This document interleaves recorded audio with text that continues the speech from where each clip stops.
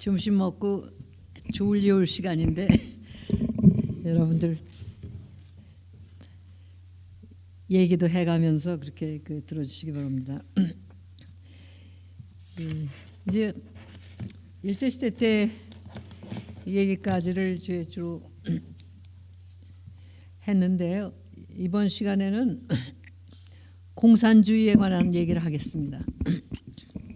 우리나라에서 사실 그 좌우익의 대립이랄까 하는 거는 20세기에서 지금까지 가장 골치 아픈 그런 주제로 남아 있는데, 불행히도 지금 우리나라 지식인들은 공산주의에 대해서 참 아는 게 너무도 없습니다. 그래서 여러 가지로 환상들도 있고 오해도 있고 한데, 올해가 막스 탄생 200주년이라고 해서 지난 한번 월간 조선에서 나보고 오래간만에 간단히 인터뷰를 하다 그래서 잠깐 얘기를 했는데, 사실 그 문제가 제대로 이해되지 않고는 우리나라 현대사에 대한 이해가 되지 않고, 또 앞으로 우리 문제 해결에도 상당히 어려움이 있을 거로 보입니다. 그래서 그걸 좀 설명을 해야겠는데, 또 내가 또 이 전공한 분야가 러시아 역사예요. 이 막스주의 이념으로 태어났던 정치 체제로 지금은 이제 마저 붕괴된 체제지만 그런 것도 있고 해서 그 얘기를 하겠습니다. 그리고 또 우리나라 사람들이 공산주의의 영향을 공산주의가 다 돼서가 아니라 공산주의의 반대편에 서서 싸워야 됐기 때문에 그렇고 엄청난 영향을 받았는데 너무도 잘 모르는데, 거기에 대한 책임은 불행히도 반공을 한 측에 더 크다고 봅니다. 간단히 얘기하면은 이 박정희 정부 때부터 이 반공을 한다고 공산주의에 대한 제대로 된 지식이 생겨날 수가 없게끔 모든 문헌들을 금서를 해놨었기 때문에 거꾸로 공산주의에 대해서는 완전히 무식한 상태에서 오히려 공산주의자들이 만들어 놓은 선전물이 진실인 것 같이 먹혀 들어갈 수 있는 그런 풍토가 조성이 돼 버렸고, 오늘날까지도 계속이 되고 있습니다. 아주 쉽게 학문적으로가 아니라 쉽게 얘기를 해서 공산주의라는 게 도대체 무엇이냐. 공산이라고 하는 커뮤니즘, 커뮤운 하면은 공동체란 말이죠. 커뮤니즘, 공동체주의란 말이에요. 공산주의는 이 문자 그대로 공동체주의, 공동체가 함께 잘 살기 위한 거. 아까 내가 사회주의라고 하는 말 자체가 그게 긍정적인 뉘앙스가 있는 거기 때문에 사회주의 대 자본주의 하면 자본주의가 지게 되어 있다 그런 얘기를 했는데, 이 커뮤니즘이라는 것 자체도 커뮤니라고 하는 데서 나오는 말이에요. 이 공동체가 잘 살자. 그런데 그러한 이 인간들의 노력은 역사 처음 생겼을부터 지금까지 있었어요. 어떻게 우리가 공동체를 꾸려서 서로에게 도움이 되도록 서로 상부상조하고 사느냐.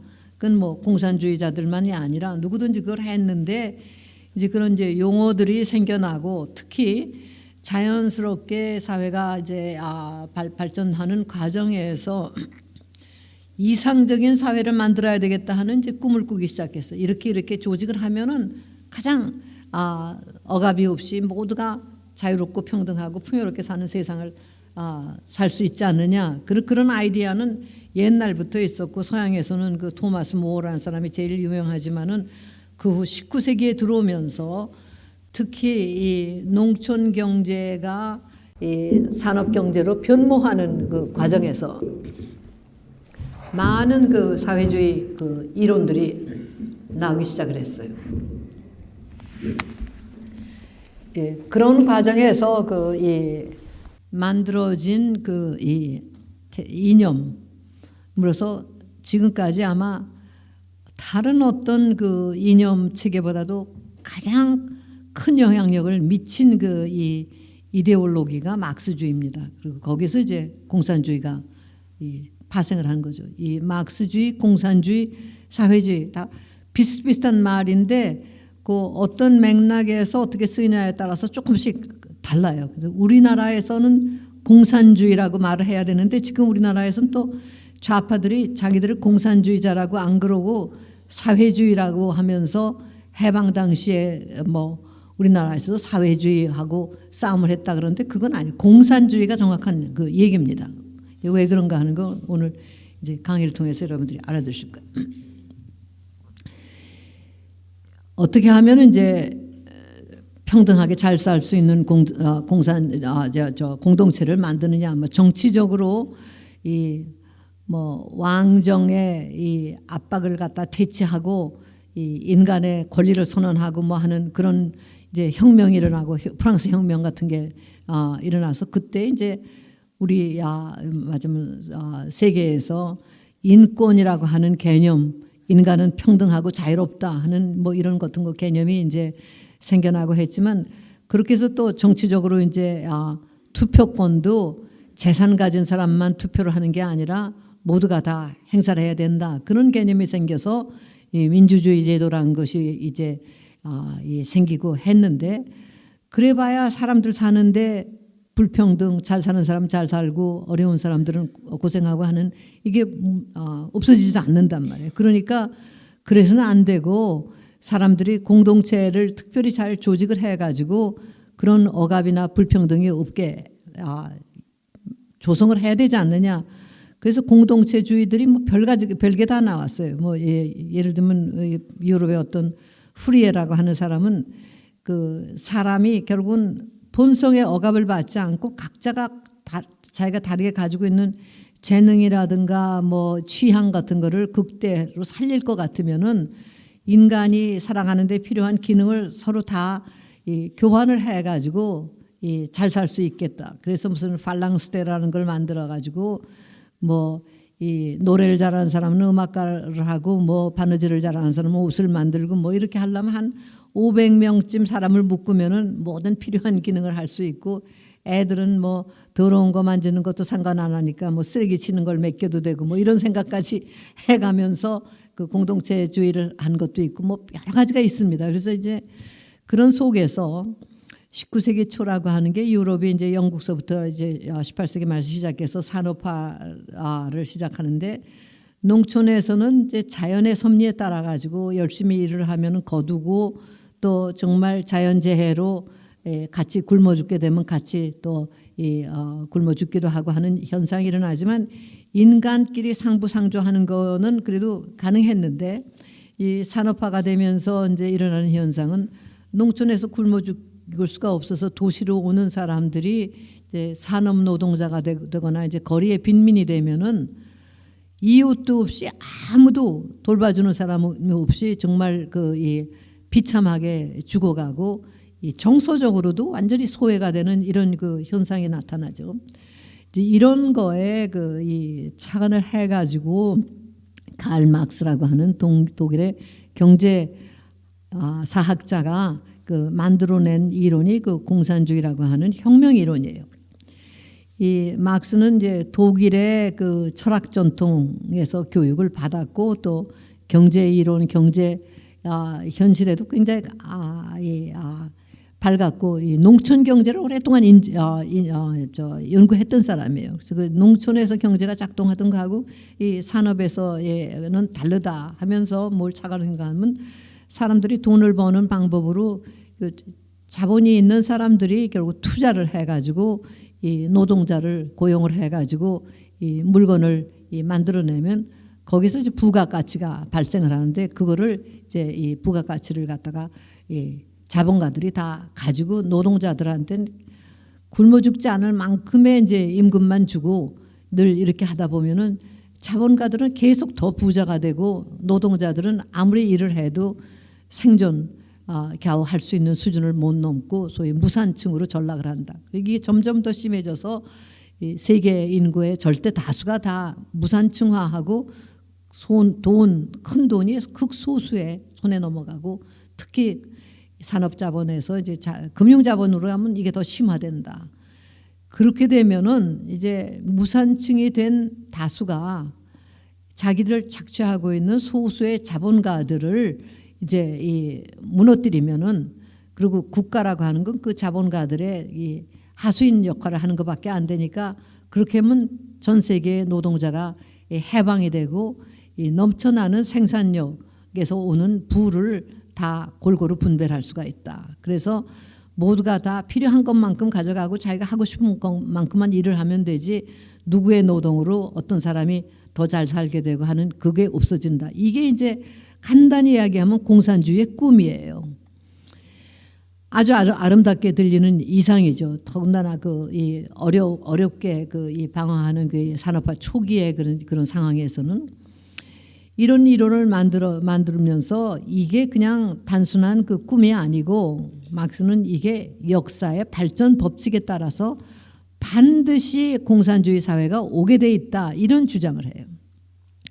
그 전에 이제 헤겔이라고 하는 역사 철학자가 역사라고 하는 세계 이성이 자기를 전개하는 과정에서 점점 소위 변증법적인 방법으로 이게 이 역사가 발전을 해가서 궁극적인 이제 목적인 자유가 온다 했는데, 이 막스는 이 속된 말로 헤겔을 거꾸로 뒤집혀서 세계 정신이 발전하는 게 아니고 이건 물적인 토대의 변화가 일어나서, 옛날에는 소수가 노예를 부리는 그런 사회였다가 이제 신분이 고착되는 이제 신분제 사회를 가다가, 그 다음에 돈 많은 사람들이 자본가가 돼서 돈 없는 다수를 착취하는 시기를 지나서 결국은 공산주의 사회가 온다. 이건 반드시 온다.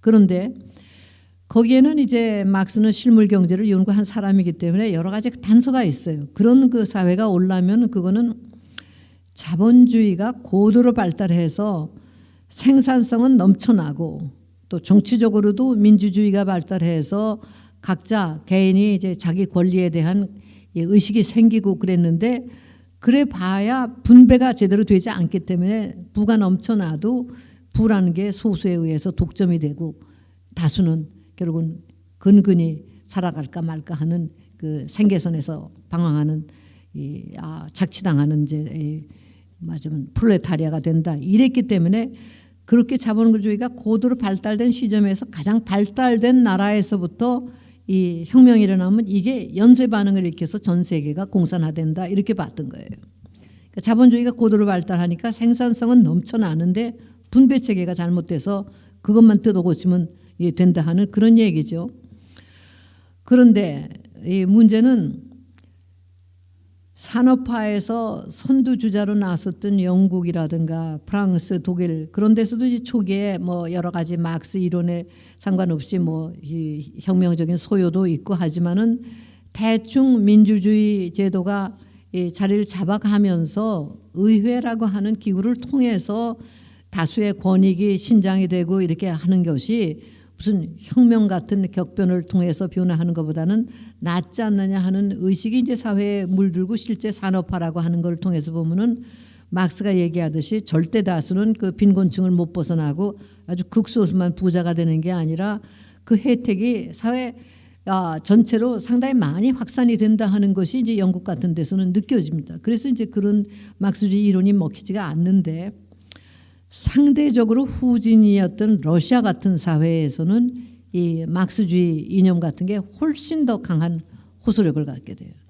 러시아는 프랑스 혁명이라든가 뭐 등등을 거쳐서 어느 정도 이 부분적으로나마 자유주의나 민주주의 그 제도가 실시되기 시작한 나라들하고 달리 전제 체제가 그 거대한 이 다민족 국가를 갖다가 강압적으로 다스리고 있는 나라였기 때문에 경제 발전에서도 강대국 다른 나라보다 뒤지고, 이 사회 체제 모든 것이 다 미비했기 때문에 일찍부터 이 지식인층이 소외돼 가지고 소위 인텔리겐자라고 사회 비판 세력으로 등장을 하면서 혁명운동이 19세기 후반부터 상당히 활발하게 진행이 되고 있어요. 거기에 막스주의가 들어가게 되는 겁니다. 러시아에서도 처음에는 러시아인들 지식인 다수가, 러시아는 농민이 주동인 사회니까 이 서양식의 뭐 부르주아 어쩌고 하는 거는 우리한테 타당성이 없다. 우리는 농민 사회주의로 가야 된다. 이렇게 이 주장을 했는데 막스주의 혈학을 받아들인 사람들이 그게 아니다. 러시아도 다른 나라나 마찬가지로 이 역사 단계를 밟아서 자본주의가 발달되고 있고 발달 과정에서 결국은 발달하다 보면 사회주의 혁명이 일어나게 돼 있다 해요. 근데 막스는 그 당시에 이제 84년에 이제 죽게 되는데 그 전에 고민을 많이 했습니다. 막스가 보기에도 러시아는 자기 이론에 맞으면은 혁명이 빨리 일어날 수 있는 사회는 아니에요. 맞으면 무슨 말이 일어날 수 있는 사회가 아니라 사회주의 공산주의 혁명이 성공할 수 있는 나라가 아니에요. 맞으면 산업이 고도로 발달하지도 않았고 이 경제 선진국도 아니고 그러고 산업 프롤레타리아가 다수가 돼야지 그 혁명이 성공할 수 있는데 러시아는 아직도 절대 다수가 농민인 사회니까 그건 자기의 이론하고 맞지가 않는데 반면에 불만이 고조돼서 체제가 뒤엎일 가능성이 아주 높은 건 러시아란 말이에요. 그래서 철학 경제학자로서의 막스가 더 우위를 점하느냐 아니면 혁명가로서 빨리 세상이 뒤엎기를 바라는 혁명가로서 막스가 더 앞서가느냐 하는 그런 고민에 조금 빠져서 이렇게 이 러시아 혁명가들하고 교신을 하다가 죽었는데 그보다 이제 한 30년 후인 1917년에 막스의 이론을 따른다고 하는 사람들이 러시아에서 집권을 하게 되는 것이 러시아 혁명입니다. 1917년. 막스주의를 받아들이는 과정에 러시아에서 진통이 많았어요. 러시아는 막스 이론에 맞지 않는 사회라고 하는 그 반발도 있었고 또 같은 막스주의 이론가들 사이에서도 아직 공산주의자들, 사회주의자들이 전면에 나서기에는 러시아 여건이 맞지 않아서 부담이 크다. 그래서 소위 부르주아지를 도와서 자르 체제를 무너뜨리고 난 다음에 시간을 봐서 사회주의자들이 앞으로 나서야 된다 하는 또 갈래가 있었는데 레닌은 그건 아니다. 막스가 얘기하듯이 산업자본주의가 발달해가지고 프롤레타리아가 다수가 돼서 그 의식화가 돼서 혁명을 하려면 그건 요원한데 우린 빨리 혁명을 해야 되겠다. 근데 러시아에서는 농민이 보면은 역사적으로 거의 100년마다 한 번씩 거대한 반란을 일으키고 하는 일이 있었고 그 러시아 농민이라는 혁명적 기질을 가지고 있기 때문에 소위 도농동맹을 해서 농민하고 노동자가 합심을 해서 전제체제를 무너뜨리면 된다. 다만 그들 스스로가 못하니까 의식화된 지식인들이 앞장서서 그 사람들을 선도를 해야 된다. 그렇게 해서 만들어진 게 소위 볼셰비즘이에요. 레닌, 막스주의 가운데서 레닌이 선도하는 이쪽 혁명적 아방가르드가 농민과 노동자의 이름으로 혁명을 한다. 그런데 1차 대전 중에 결국 러시아가 힘겨워하자 이 자르 체제가 무너지는데 처음에는 재헌의회를 선출을 해서 러시아가 어느 길로 갈 건가 하는 거를 의논하고 헌법을 만들자 했는데 볼셰비키가 우리도 그걸 하겠다 하더니 어느 날 갑자기 쿠데타로 이 소비에트 이름으로 이제 이 정권을 장악해. 소비에트라고 하는 건 협의체란 뜻이에요. 협의회, 협의체. 노동자 협의체, 농민 협의체, 병사 협의체가 맞은 풀뿌리 민주주의로서 진정한 민주주의 조직이기 때문에 이 사람들의 이름으로 권력을 잡아가지고 이 혁명 정권을 수립한다. 그리고 입헌의회라는 걸 약속했던 대로 선출했지만 농민당이 더 많은 의석을 차지하자 강제 해산하고 볼셰비키가 이제 본색을 드러나면서 혁명을 하는 겁니다. 혁명을 하고 이제 권력 기반을 다지는 거예요. 어떻게 보면 지금 우리나라 문재인 정부가 하는 것이 바로 지금 그 시기라고 볼 수가 있습니다. 그렇게 해서 이제 결국은 그 일당 독재 체제 국가가 되는데 막스의 이론대로는 생산력이 풍부하니까 누구든지 일하고 할 만큼 자기가 잘하는 일을 하고 싶은 일을 하고 가져갈 것만 가져가고는 다른 욕심이 없어진다는데 전혀 그런 상황이 아니라면 나눠줄 거리가 없는 그런 사회인데 나눠주겠다고 약속하는 그런 혁명 정권이 들어섰기 때문에 처음부터 이거는 선동 선전을 통해서 밝은 미래라고 하는 비전을 제시를 하면서 사실상은 국민을 몰아치는 그런 이 체제였어요. 강압이라고 하는 게 처음부터 깃들여 있던 거죠. 그런 속에서 레닌이 이 혁명에는 성공을 했지만 이 저격당한 이 총알이 몸에서 나오지 않고 하는 상황에서 1923년 결국 죽게 되자 스탈린이라는 사람이 후계자가 되고 레닌하고 혁명을 같이 했던 트로츠키는 이제 스탈린의 정적으로서 국외로 쫓겨났다가 이제 1940년에 아까 얘기했듯이 멕시코까지 자객이 쫓아가서 이제 죽이게 되죠. 그런 속에서 이제 그 공산주의 체제가 작동을 하는데 공산주의 이념은 아까도 얘기했듯이 전 세계의 노동자여 단결하라 이를 거는 쇠사슬밖에 없다. 국가라고 하는 것도 민족이라는 것도 소용없고 계급으로 뭉쳐야 된다. 그러니까 공산당에 충성하는 것이 공산주의자들한테는 그게 금과 옥저고 제일 중요한 겁니다. 그런데 1917년 이후 국가 권력으로서 공산주의 국가는 소련밖에 없었어요.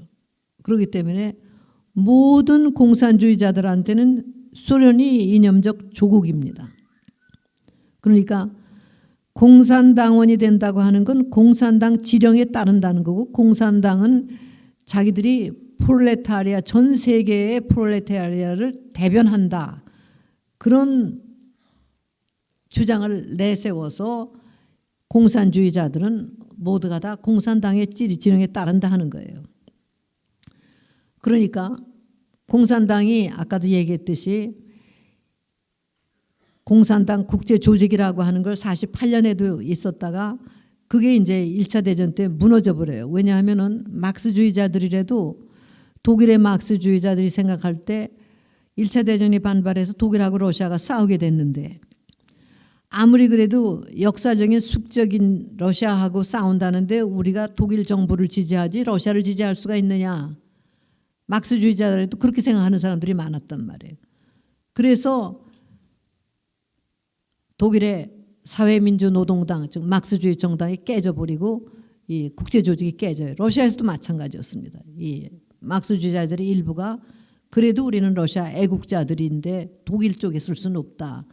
이래가지고 하는데 레닌이 그게 아니다. 이거는 공산주의자들한테는 절호의 기회로 이 전쟁을 내란과 혁명의 기회로 활용하자 하고 독일 사람들이 그런 레닌을 러시아에 귀국을 시키면 마지막 해외에 도망갔다 다니면서 혁명운동을 하고 있는데 그러면 러시아가 이제 전투력을 잃을 것 같아서 밀봉 열차에다 레닌을 태워서 페테르부르크의 핀란드역까지 데려다 줘서 이제 1913년 봄 4월서부터 레닌이 맹렬하게 혁명운동을 해서 결국은 임시정부의 계획을 다 무마시키고 10월에 혁명을 성사시킨 거예요. 이처럼 공산주의자들한테는 전통적인 의미에서 조국이 없어요. 조국은 공산주의. 공산주의 조국은 모스크바가 되는 거죠. 물론 개별적인 공산주의자들은 그렇게까지 생각을 못하고 우리나라 같은 경우에는 애국자들이 일본으로부터 독립 그리고 이 소위 봉건제제 타파 계급 차별을 하는 그걸 생각하고 가입한 사람들도 있고 그 심취된 사람들도 있었지만은 전체적인 이념적인 그런 그 뿌리와 전체 구조를 보면 그렇게 되어 있습니다. 공산주의라고. 그게 1945년 그 후 스탈린이 사망한 게 53년이고 스탈린 비판이 소련에서 일기 시작한 게 1956년인데 그때 스탈린을 비판하는 데 대해서 중국하고 북한이 반발을 하기 시작을 했어요.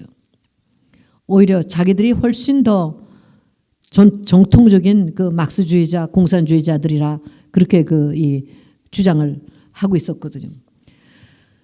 그런 이 우여곡절 이 속에서 레닌은 윌슨의 미국하고 맞서서 제3국제조직이라고 하는 걸 1921년에 만들어서 아까 얘기했듯이 전 세계에 이제는 노동자층만 아니라 소위 피압박 민족들한테 메시지를 내보낸 겁니다. 우리하고 손을 잡으면은 민족 모순도 극복하고 계급 모순도 극복한다. 계급 계급 차별도 청산하고 이 외국의 지배에서도 벗어날 수 있다. 그러니까 우리 애국자들 지식인들 가운데 상당히 그쪽에 많이 이게 이끌렸죠. 그래서 우리나라 이 좌익의 뿌리라는 건 상당히 깊습니다. 이렇게 그리고 또 그 순수하게 애국적인 동기가 상당히 있었어요. 궁극적으로는 그러나 우리 민족주의자들, 우리 애국자들한테 민족 독립이라고 하는 게 가장 중요한 목표죠. 독립을 한 다음에 우리가 자유주의 국가를 만드느냐, 공산주의 국가를 만드느냐, 사회주의 국가를 만드느냐, 이거는 우리 말하면 주권자인 국민의 의견을 통합해서 다시 토론할 문제지만 우선은 독립을 해야 되는 건데, 공산주의자들의 눈에 독립이나 국가라는 건 하나의 도구일 뿐이지 그게 우리처럼 절대로 추구할 목표는 아니었습니다.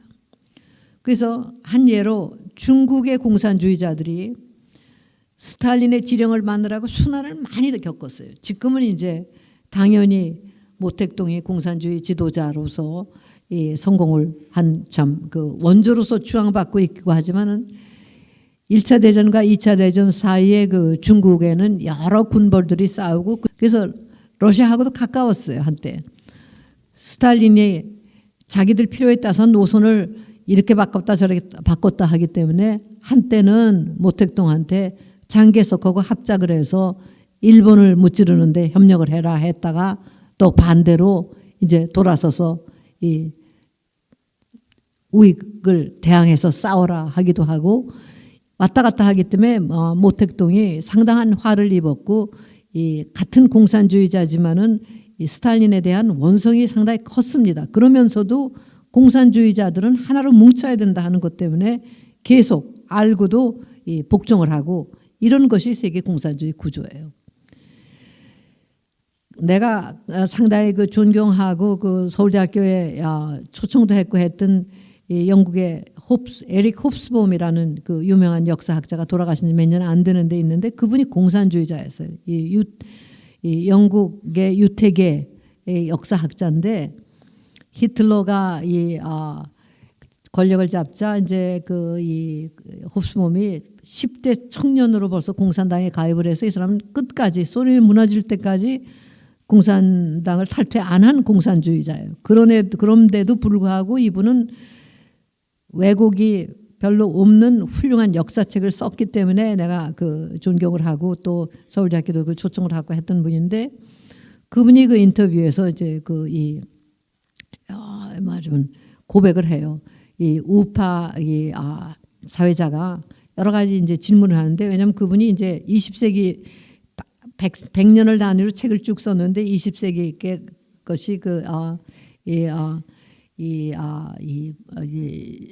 극단의 시대라고 하는 거를 그 썼는데 그 20세기라는 것이 이분의 생애하고 일치가 되기 때문에 그 책을 얘기하다가 결국 본인의 이제 생애에 대해서 얘기를 했는데 왜 당신은 그 공산주의자가 됐느냐? 결국은 나치즘에 대항해서 유태인으로서 갈 길은 그 길밖에 없었다.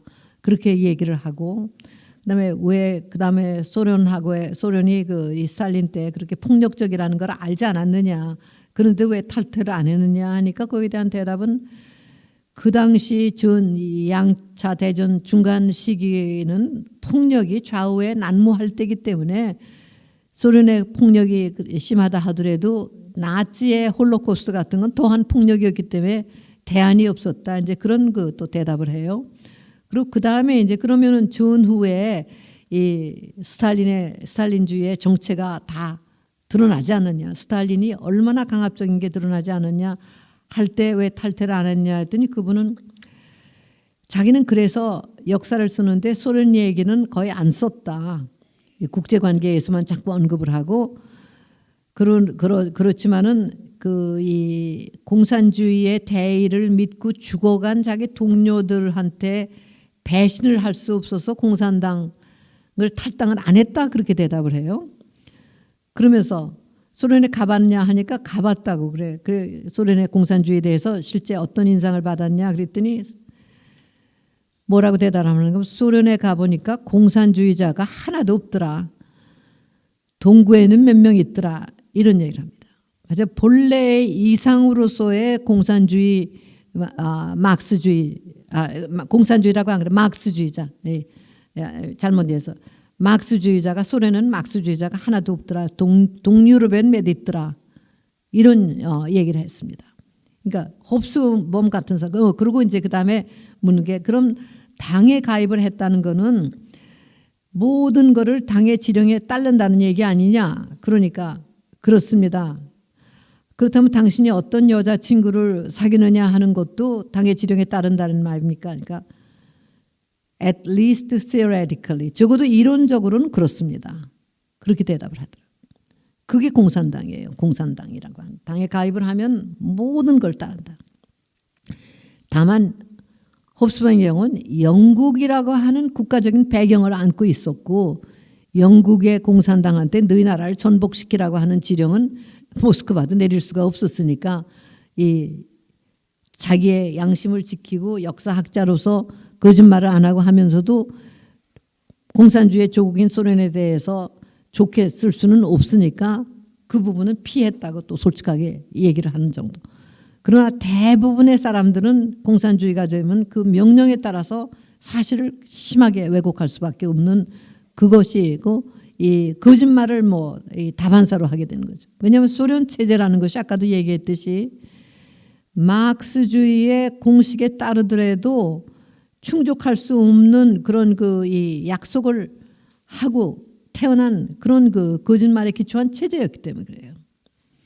그 사람들의 공식은 지금 우리가 순환을 겪는 거는 우리 공산주의 국가 소련이라고 하는 거는 러시아가 아닙니다. 이게 USSR라고 그랬죠. 영어로 Union of Soviet Socialist Republics란 말이에요. 무슨 말이냐면 소비에트 사회주의 공화국 연방.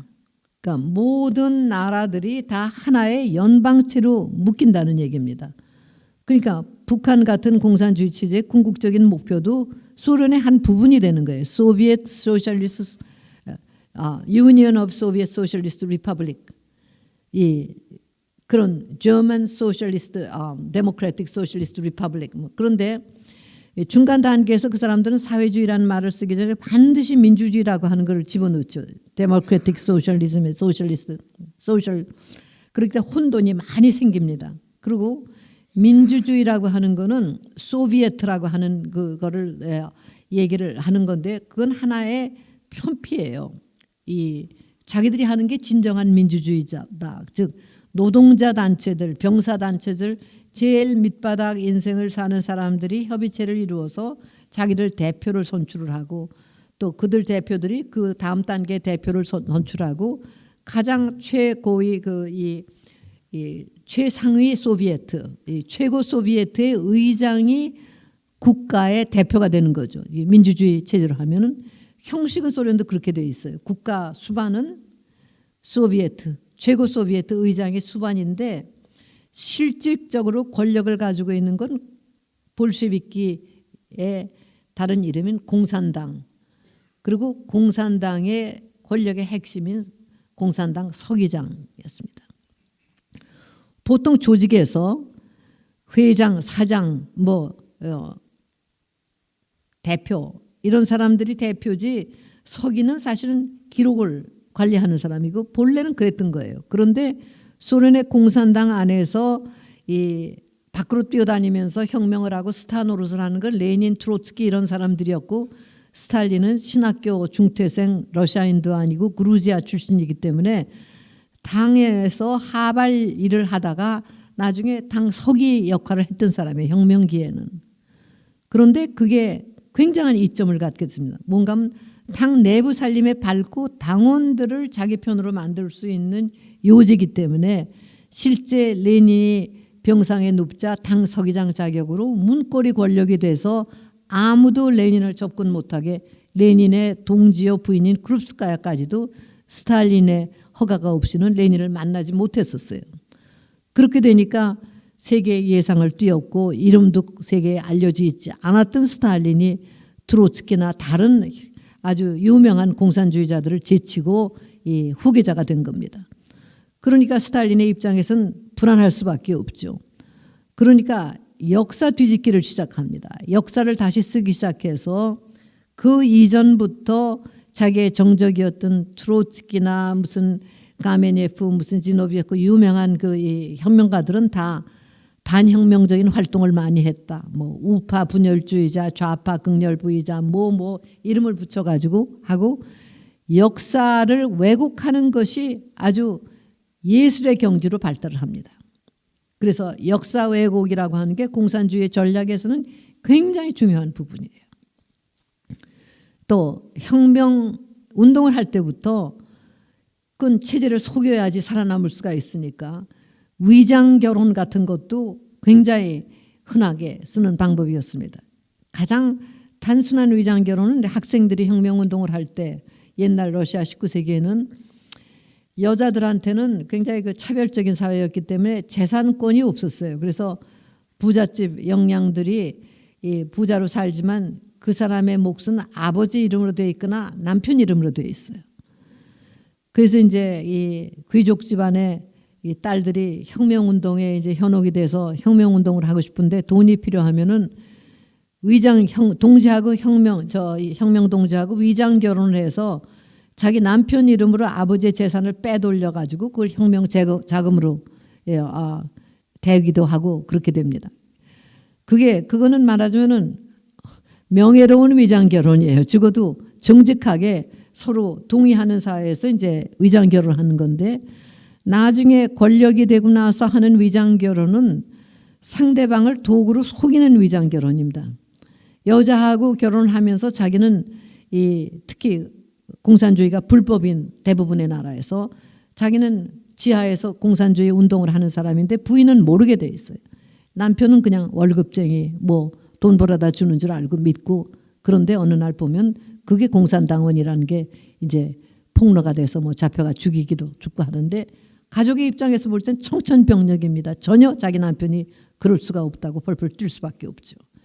이런 식의 이 수단과 방법을 가리지 않고 그 혁명의 대의에 참가를 하고 동조를 하도록 일찍부터 훈련을 받은 그런 투사들만이 그 조직에서 고위층으로 올라가게 되고 이 불법으로 공산주의 활동을 하는 데에서는 점조직 원리가 이용이 됩니다. 옆에 사람끼리 서로 모르고 상하끼리만 알아서 혹시 검거가 되더라도 전부 줄줄이 체포가 되는 그런 비극이 없게끔 하는 그런 식의 거고 해서 바깥의 사람들은 이해가 되지 않을 수가 없는 그런 그 조직이 오랫동안 발달되어 오는 겁니다. 그런 속에서 개인의 의지라고 하는 것이 처음에 들어갈 땐 결국은 인민을 해방시키고 잘 사는 사회를 만든다. 거기에 잘 공조한다 하는 거로 들어가지만 이제 당에 일단 복종을 하기로 서약한 이상은 당의 지령에 따르지 자기 개인의 의견이 개입될 여지가 없어요. 그러니까 민족의 애국심보다는 전 세계 노동자가 합심해서 세계 공산화에 기여한다 하는 것이 궁극적인 목표고 나머지 단계는 중간적인 그 수단밖에 안 되는 그런 겁니다. 밖에서는 이거를 갈파하기가 어렵죠. 그리고 소련 자체에서 소련은 물론 공산주의 이제 정부가 들어섰으니까 불법이 아닌데도 불구하고 거기에 구조가 이중 구조로 되어 있어요. 아까도 얘기했듯이 소비에트 체제로 해서 정부 구조가 있는데 그거는 이 소위 민주적인 선거를 통해서 선출된 최고 소비에트의 의장이 국가대표인데 사실은 공산당은 위에서부터 지령이 내려가는 그런 구조 그리고 그것이 프롤레타리아를 대표하는 정당이라는 그런 명분하에서 그런 걸 하는 건데 당 요원들이 각 부서마다 다 배속이 되어 있어서 실제 장관의 타이틀을 가지고 있는 것보다는 공산당 안의 서열에 따라서 그 권력이 실질적인 힘이 규정이 되고 이렇게 되어 있어요. 그 커미사르라고 당의 용원들이 다 부속이 되어 있고 그래서 국제기구를 운영하는 데서도 그 이중 구조가 작동을 하게 됩니다. 맞은 공산당 지령으로는 이 상하 구조가 되어 있는데 국가 대표가 되면 다른 거예요.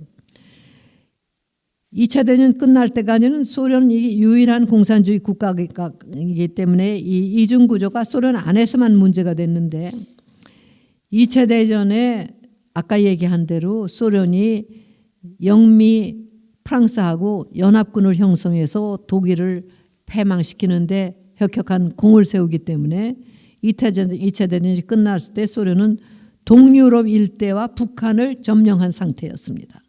그러니까 이제 공산주의의 영향이 그만큼 확대가 되는 거죠. 그런 속에서 이제 그 나라 각기 다 민족운동가들이 그 민족운동이 있었고 독일을 밀어내는데 소련군의 도움을 굉장히 고맙게 생각하고 다 받아들였죠. 그 다음 단계는 이제 그 민족주의자들 가운데 공산주의자가 아닌 사람을 다 솎아내치고 공산주의자들이 실권을 장악하게끔 공산당 소련이 다 지휘를 하게 되는 것이고 모든 면에서 소련의 명령에 따르는 것입니다. 우리나라의 경우 어떻게 됐느냐? 아까도 얘기했지만은 공산주의 이념이라고 하는 걸 1921년부터 소위 커민턴 국제 조직을 통해서 우리한테도 많은 말하자면 호소를 했고 실제 이동휘 등 소련 연해주에서 활동하던 임시정부에 들어와서 일한 분들 같은데 소련의 자금도 들어오고 하면서 이 많은 사람들이 거기에 경도가 됐고 국내에도 공산당 조직이 지하에 생겼었어요. 그런데 일본 사람들이 워낙 심하게 탄압을 하니까 이 형식상으로는 25년에 공산당이 해체가 되지만은 이념으로서는 이제 학생들을 통해서 특히 경성제국대학이라는가 뭐 일본 유학생들 사회에서 공산주의 이념이 많이 확산이 됩니다. 거기에 대한 이제 대응 세력으로서 기독교 사상이라든가 하지만 그런 거하고 자유민주주의라는 공산당에 비해서 굉장히 모호한 개념이에요. 자유라고 하는 거는 있을 때는 공기같이 당연하게 여기고 이제 없을 때야 그 없음의 아픔을 느낄 수 있는 거기 때문에 자유민주주의라고 하는 건 공산주의 같이 그렇게 금방 사람들한테 흡인력을 가지는 이념은 되지를 못합니다.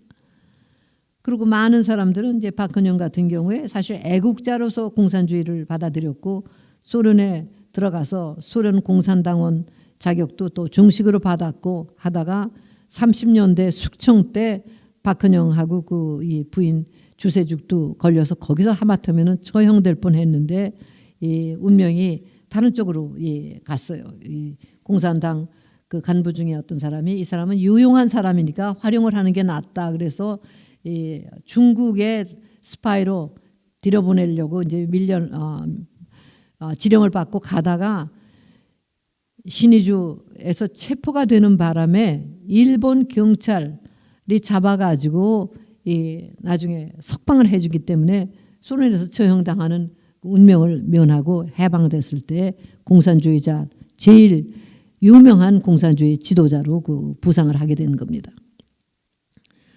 거기에 비해서 김일성은 여러 그 젊은 무슨 사람들로서 이 중공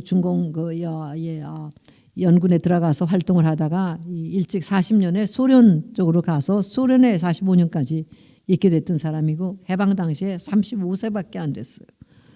근데 실제 이 북쪽의 만주 지역, 소련 지역의 우리 동포들 사이에서는 옛날부터 김일성이라고 하는 그런 유명한 장군의 이름이 늘 독립운동가로서 늘 들려오곤 했었는데 해방 후에 소련이 김성주라는 이름의 33세 된 소련군 장교를 발탁을 해서 북한의 지도자로 세우기로 결정을 합니다.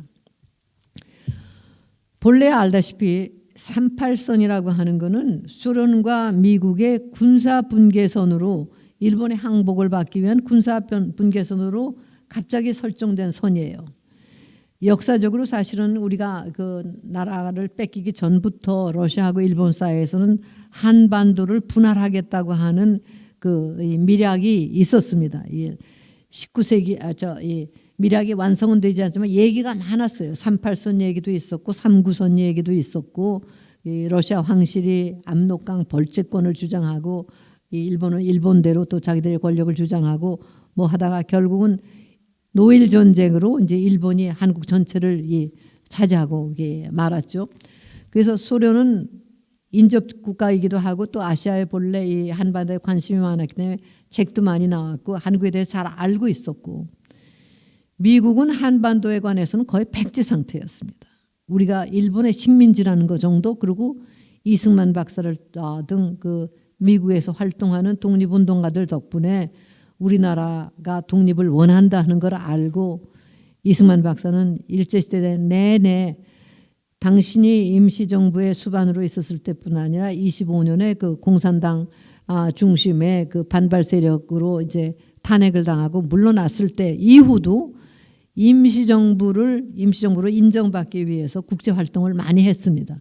그러면서 이제 김구 선생이 다시 임시정부를 재구성할 때 김구 선생을 미국에서 자금으로 뭐 여러 가지로 지원을 해주고 해서 두 분이 가까워졌던 거예요. 그렇지만은 이승만은 굉장히 일찍부터 공산당의 정체가 뭔가 하는 것을 갈팔했습니다.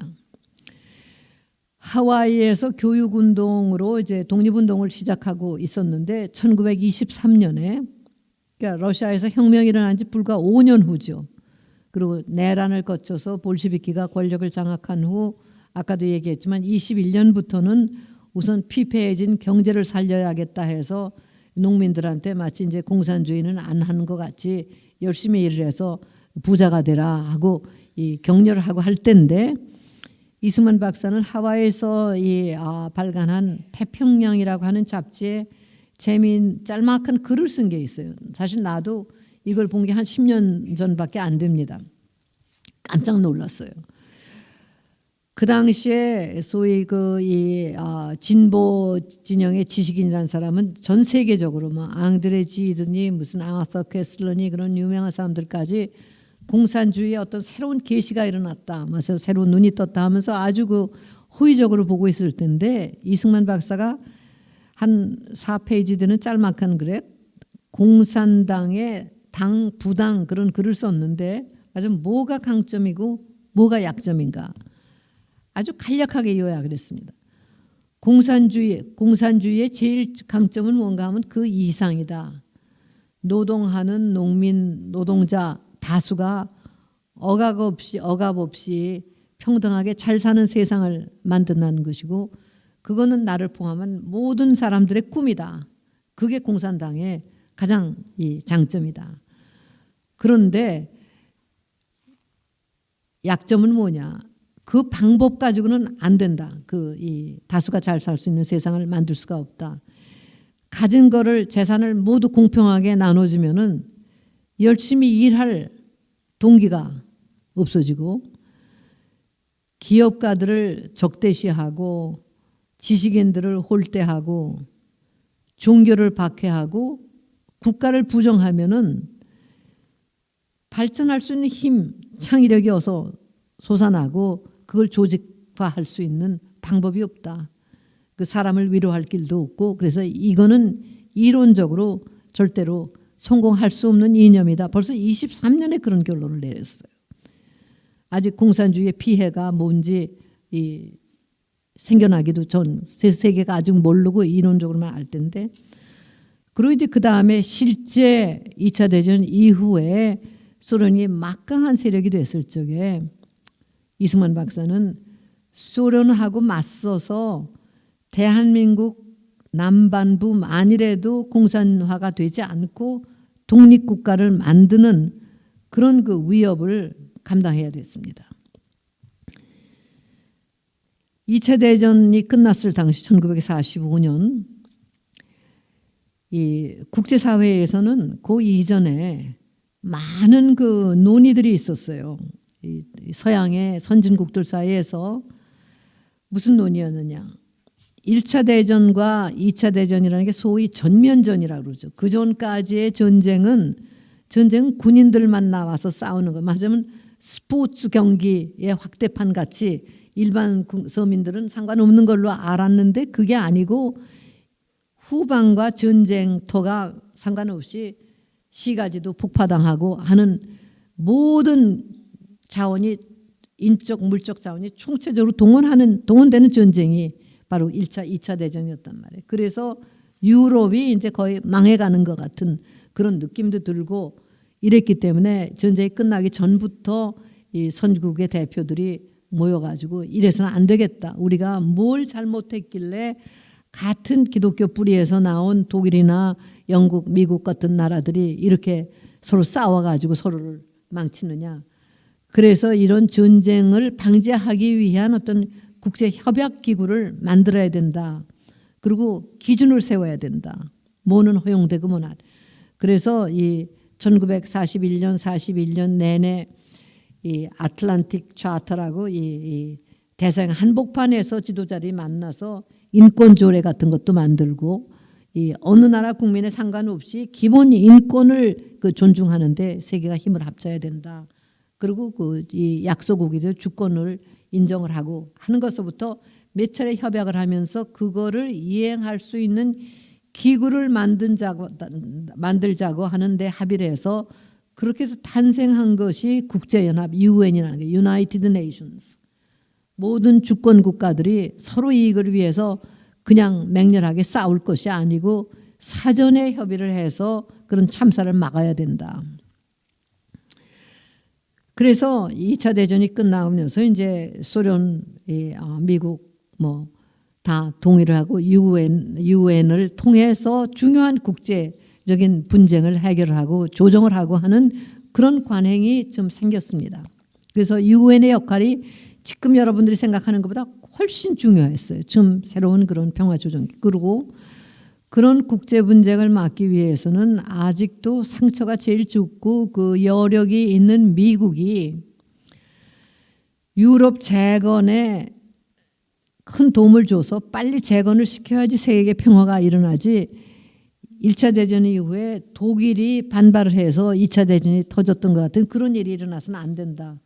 그래서 이제 마셜 플랜이라고 하는 이름으로 불리게 된 방법을 통해서 미국이 엄청난 액수의 돈을 전 세계적으로 풀면서 재건을 시작을 하죠. 그런데 불행히도 그와 동시에 나타난 현상이 히틀러와 무솔리니 일본을 무찌르는 데는 힘을 합쳤던 공산주의 소련과 다른 연합국 사이가 결국 같은 길이 같을 수가 없다는 거였어요. 38선이 만들어질 때만 해도 소련은 미국하고 연합해서 일본을 이제 무너뜨리려고 하고 있었고 서로 협상을 해서 전리품을 나눠 가지려고 했었기 때문에 미국을 터뜨리고 싶지가 않았습니다. 그래서 미군은 아직도 그 오키나와 남부에서 싸우고 있는데 소련은 8월 9일 날 참전을 선포를 하고 일본은 벌써 망하게 돼 있는데 자칫 잘못하면 소련이 한반도를 전체 휩쓸게 생기니까 미국의 입장에서는 좀 어이가 없었던 거죠. 미국하고의 전쟁은 미국이 단독으로 41년부터 담당을 해오다가 연합군들이 이제 가세를 하고 소련은 마지막에 8월 9일에 참전을 했는데 한반도 전체를 소련에 내준다는 것은 그거는 바람직하지 않기 때문에 미국이 38선까지만 진격을 하고 거기서 멈추면은 그 나머지 남부에서는 우리가 가서 미국, 일본으로부터 항복을 받겠다. 그래서 갑자기 그 딘 라스크라고 아직 국무장관 된 사람이 그 대령 시절에 만들어냈던 선이 38선이에요. 그냥 임시 군사 점령 분계선이었습니다. 9월 20일까지도 38선은 그냥 군사 분계선이지 우리 민족에게는 그렇게 눈에 보이는 선이 아니었어요. 옛날같이 뭐 철도도 왔다 갔다 하고 뭐 전기도 북한의 전기가 남한으로 오고 또 북한이 모든 공업, 광업 같은 건 북한 쪽에 있고 남한은 이제 농업지대였기 때문에 상호 교류라고 하는 것이 절대적이었는데 그게 계속됐는데 9월 20일 날 일이 있었습니다. 무슨 일인가? 런던에서 승전국의 외무상들이 모여서 전리품을 나눠 가지는 회의를 했어요. 그런데 소련이 요구를 한 것이 일본의 홋카이도를 자기들한테 달라. 그 북쪽의 섬들은 물론이고 또 지중해의 북쪽인 오늘의 튜니지아, 트리포니탄이라고 하는데 그 지역까지 소련이 점령을 하겠다. 그러니까 서방의 나라들에서는 이건 깜짝할 놀랄 일이죠. 19세기부터 소련은 부동항을 얻고 남쪽으로 진출하는 게 꿈이었고 지중해로 진출하는 게 꿈이었고 프랑스, 영국 등은 소련 해군이 이 지중해로 진출하는 걸 막는 게 역사적인 사명으로 늘 여겨졌었는데 이제 와서 그걸 달라고 하니까 겁을 할 수밖에 없었던 거예요. 그러니까 소련이 이제는 우리가 점령하고 있는 거라도 장악을 해야 되겠다 하고 남북한의 교류를 끊는 식으로 지령을 금방 내리게 됩니다. 그래서 전기 보내던 것도 중단을 하고 실제 자유롭게 왕래하는 것도 중단을 하고 그래서 38선이라고 하는 게 실질적인 분단선이 되기 시작하면서 그 북쪽에는 인민민주주의 정부를 세우려고 하는데 박차를 가는 거예요. 이때에도 미국은 굉장히 마지막 개방적이고 순진하고 한국에 대해서 별 지식이 없던 나라이기 때문에 태평양 군대의 총사령관인 마카서가 이 동경에 본부를 지면서 이 포고령 1호를 선포하는데 한반도에서 이제 이 모든 이 남반부 38선 남반부에서 모든 거는 이제 미군의 관할하에 있다. 이 가장 걱정을 하는 게 한국 사람들이 이제 물러가는 일본 사람들한테 해코지를 하고 질서가 완전히 무너질 거를 굉장히 걱정을 하기 때문에 그렇게 해서는 안 된다. 우리가 감시를 하고 있다 하는 것을 선포를 하고 한 겁니다. 이거는 그냥 전형적인 군사 지령이에요. 점령지에 가서. 소련은 반대로 그 선동 선전에 능하기 때문에 자기들이 직접 통치를 한다고 하지를 않고 실질적으로는 모든 걸 조정하면서 그 조정을 공산당 조직을 통해서 비밀리에 다 지령을 내려놓고 겉으로는 북한 사람들이 스스로 자기들의 정부를 만드는데 소련군은 해방군으로서 보호 기능을 한다. 이런 식으로 우리는 해방군이라고 하는 성명을 내게 돼요. 지금 이게 우리 교과서에 벌써 몇 년 전부터 일부 들어가 있습니다. 그러니까 액면 그대로 보면 미군은 점령군이고 소련은 해방군인 겁니다. 실질적으로는 소련은 이제 공산당이 합법화가 된 지역에서 완전히 공산당 조직을 통해서 이 명령이 내려가죠. 그건 밖에 보이지는 않고요. 이런 식으로 해서 실제 분단이 고착이 되고 이미 46년 2월에 이 소련에는 이 북한에는 인민민주주의 정부 임시정부가 들어서는데 그 전까지 또 한참 또 쇼를 합니다. 왜냐하면 궁극적인 목적은 한반도 남반부를 다 공산화시키는 거지 북한만 장악하는 것이 아니기 때문에 금방 그 자기네 정체를 드러나질 않아요. 이 부분은 내가 또 그 시간을 안에서 이제 집중적으로 조금 다루겠기 때문에 우선 그 공산주의 문제에 대해서 질문을 조금 더 받겠어요. 아무 질문이나 좋습니다.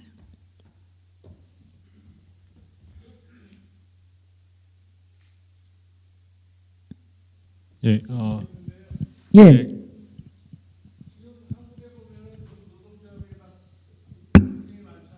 노동자? 예.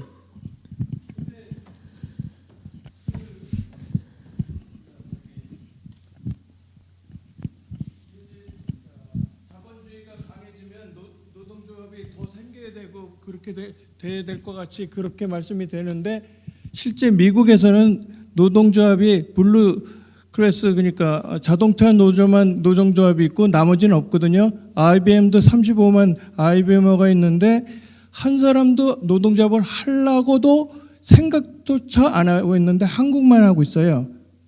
그 얘기는 지금 1차, 2차 산업혁명을 한국이 못 벗어났다는 얘기가 되지 않습니까? 예, 그것도 이제 조금 더 그 부분 앞질러 가서 얘기가 되는데 더 앞으로 얘기를 해야 되겠지만은 이제 지금 내가 얘기한 부분은 이 국제 공산주의 운동 그리고 스탈린 시대의 공산주의가 어떤 의미를 가졌느냐 이제 거기를 그 얘기를 한 거 그것 때문에 우리나라에서는 이 다른 나라에서 같은 그 노동 운동이 이 순조롭게 발달할 수가 없었어요. 지금 노동 운동 노동자들이 처한 상황하고 스탈린이 살아있을 적에 그 노동 운동이라든가 한 거의 의미는 전혀 다릅니다. 바로 이 외부의 간섭이 없이 우리 국내의 역학관계에서 노동운동이 어떻게 되는가 하는 거 이거하고 이 외부의 세력이 이 지령을 내리는 속에서 하고는 전혀 다르거든요. 그래서 우선 역사 부분에서는 이제 그때 맥락에서 그걸 이해를 하고 그 후에 우리는 스탈린이 죽고 나서 이제 많은 게 변화하고 자체적으로 노동운동도 하고 있을 수 있고 할 수 있는데도 그 옛날 후유증이 남아 있어 가지고 양쪽에서 다 부작용이 생기게 되는 거예요. 무슨 말인가 하면 영국같이 외국의 간섭이 없이 자기 나라의 역사를 발전시킬 수 있었던 나라. 나는 영국 같은 경우 일본도 그렇고 섬나라로서의 이점이 좀 있다고 봅니다. 이 어느 나라가나 어떤 집단이든지 자기 이익권을 지키려고 하는 그 투쟁은 치열할 수밖에 없어요. 죽기야 살기로 싸워서 거기서 어떤 이제 타협점이 이루어지는데 영국 같은 경우에 이제 그 초기 역사를 보면은 이게 봉건주의 시대 때 그때는 이제 군사력 가진 그 세력이 소위 기사 무사 집단들 아니에요. 근데 그 무사 집단들이 소위 봉건 영지라고 하는 걸 구축을 해서 한 집안이 영국하고 프랑스 양쪽에 영지를 가지고 있는 그런 경우도 많았고 이런데 이걸 이제 이 영국하고 이 프랑스 대륙하고 이제 분리를 하고 해서 이제 국가 체계로 나누면서 이제 그런 속에서 또 그 군사 집단의 그 후예들인 귀족들, 그 대검 귀족이라고 그러죠. 이 서양의 귀족들은 우리나라 같이 머리로서 우리 양반은 문반이 있는데 문반이 많이 쓰였죠. 우리 경우에 고려 시대 이후 이조 시대 들어와서는. 근데 서양에서는 사실 무반 출신들 이 기사들의 후예랄까 이런 사람들이 그 귀족의 이 근간을 이루는데 그런 사람들을 차츰차츰 이제 견제를 하면서 또 왕권도 한편에서 견제를 하고 처음에는 그런 그 귀족 집단하고 왕권의 싸움이 정치였는데 그런 과정에서 이 의회 제도라는 것이 생겨나요. 이 귀족들이 이 프랑스하고 싸우는데 이 왕이 당신들 모두 다 무력을 좀 동원해서 같이 나갑시다 했는데 나중에 와서 하는 거 보면 왕이 지멋대로 한단 말이에요. 그러니까 이제 그 귀족들이 우리가 공헌을 했으면 우리 그만큼 우리도 발언권을 가져야 되지 않느냐 이렇게 해서 이제 합의를 시작한 것이 소위 이 민주주의 발전의 초석이 되는 거예요. 그렇게 하면서 거기 그런 과정에서 17세기엔 영국에서도 왕을 처형을 하기도 하고 소위 그 명예혁명도 일어나고 두 번 거쳐서 그렇게 서로 죽이고 싸우는 것보다는 타협의 정치로서 맞은 선거 제도 같은 걸 쓰는 게 좋겠다. 이렇게 해서 이제 선거 제도라는 것이 그리고 여야 그 양당 제도라는 게 발달하는데 처음에는 투표권을 그 돈을 많이 가진 그런 사람들에서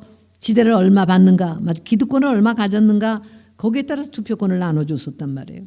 19세기 들어와서 비로소 재산이 없는 사람도 사람인데 프랑스 혁명 이후부터 그럼 우리도 발언권을 가져야 되지 않느냐.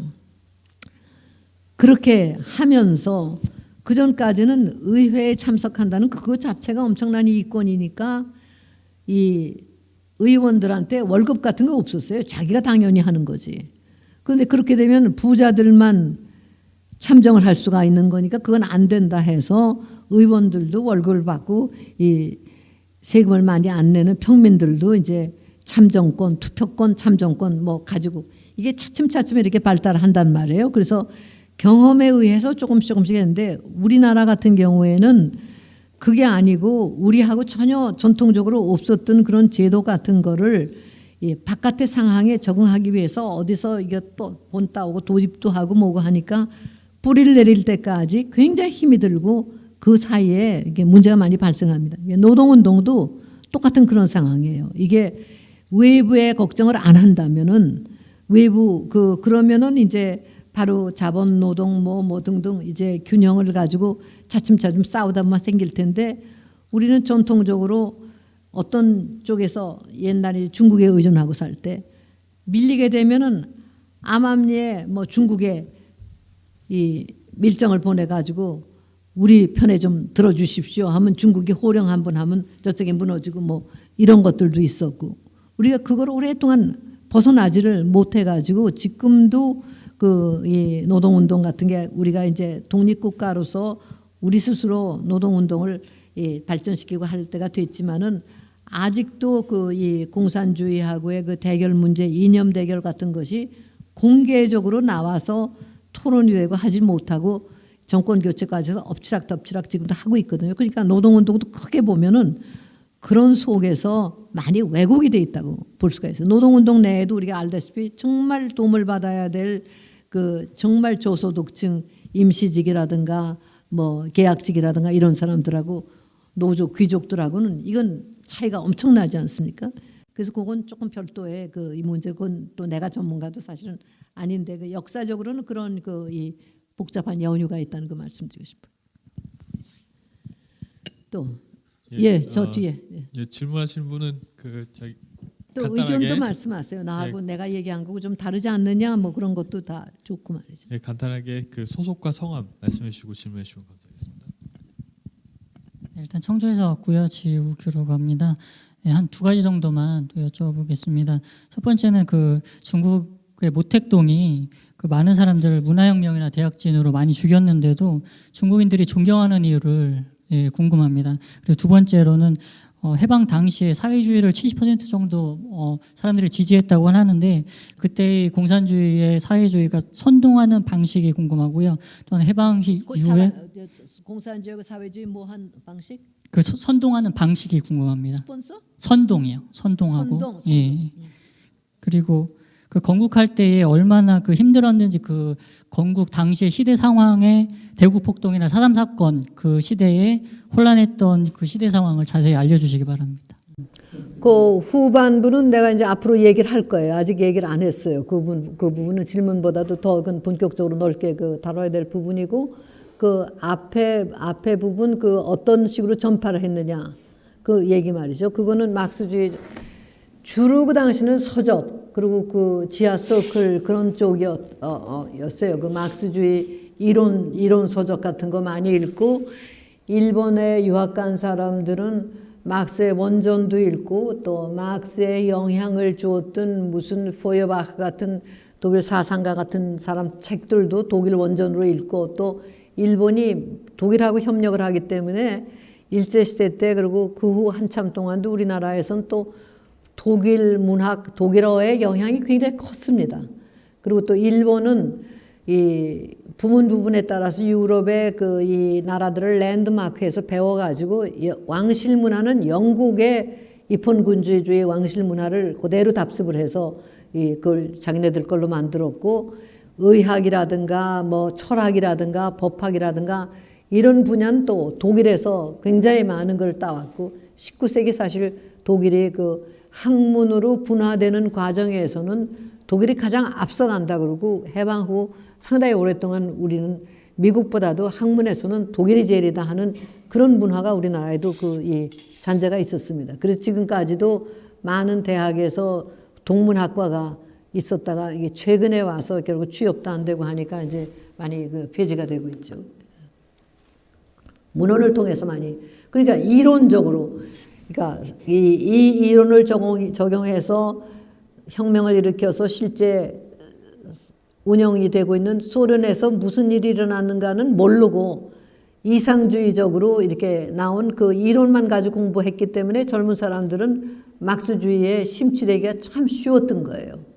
그러니까 이론과 현실 사이의 괴리랄까 그게 심했고 그래서 해방 전에 막스주의자가 된 사람들은 이 상당수가 이상주의자들이에요. 말하자면 이 사심이 없이 내가 우리 민족의 구성원으로 내 개인 처지는 괜찮지만은 이 민족을 구하기 위해서는 이런 게 필요하다. 우리 부모나 조상들이 누렸던 특권도 버려야 된다. 거기에 대표적인 사람이 뭐 이승만 박사죠. 무슨 이승만이 왕족 출신에서 어쩌다 그러지만 그건 말이 안 되는 거고, 이 왕족 그 양녕대군의 후손이지만 몰락해서 굉장히 가난하게 살던 사람으로 왕실의 책임을 굉장히 통감을 하면서 사회 개조를 하려고 했던 거고, 그래도 양반의 신분이라는 걸 누릴 수 있는데 이런 거 다 없애야 됐다 하는 거를 굉장히 강력하게 주장하고, 적어도 100년의 시대를 앞질러 갔던 사람들이죠. 막스주의자들 가운데 그런 사람들이 상당히 많았어요. 이 상당히 많은 수가 집이 넉넉했고 하기 때문에 이제 그 유학 같은 그런 사람들이 이 막스주의자가 된 경우가 많았습니다. 나중에 이제 그 사람 다 북한에서 도타가 되죠. 성분이 좋지 않은 사람들이라고.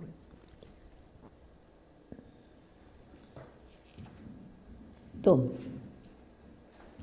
저는 서울대 경제학과를 84학번으로 입학한 사람이고 80년대를 좀 그래도 제 나름대로 경험을 했던 사람인데, 제가 그 주체사상 들어왔을 때 굉장히 충격을 받았거든요.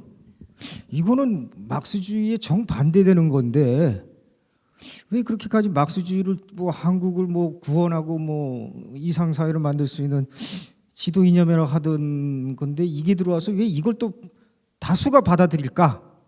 그래서 제가 사실은 그때도 굉장히 제 나름대로 생각을 하고 뭐 지금까지도 뭐 수십 년간 그 생각은 떠난 적이 없는데, 아니 저 자신도 이제 지금 정확하게 기억이 안 나지만은 제가 그 내린 결론은 이 주사파 애들은 그냥 신분제 사회 만드는 게 목적이에요.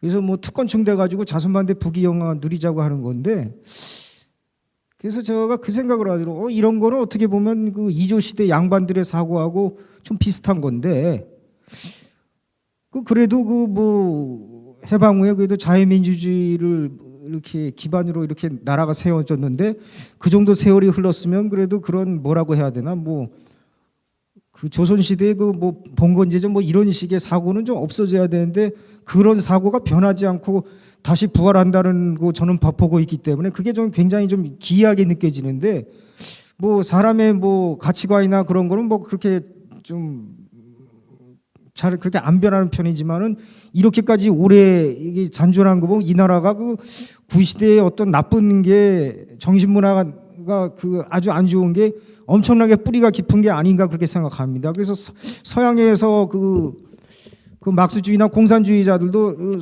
저 마음속으로는 실제로는 특권 계급이 되겠다는 식으로 뭐 그 활동한 사람들이 꽤 많습니까?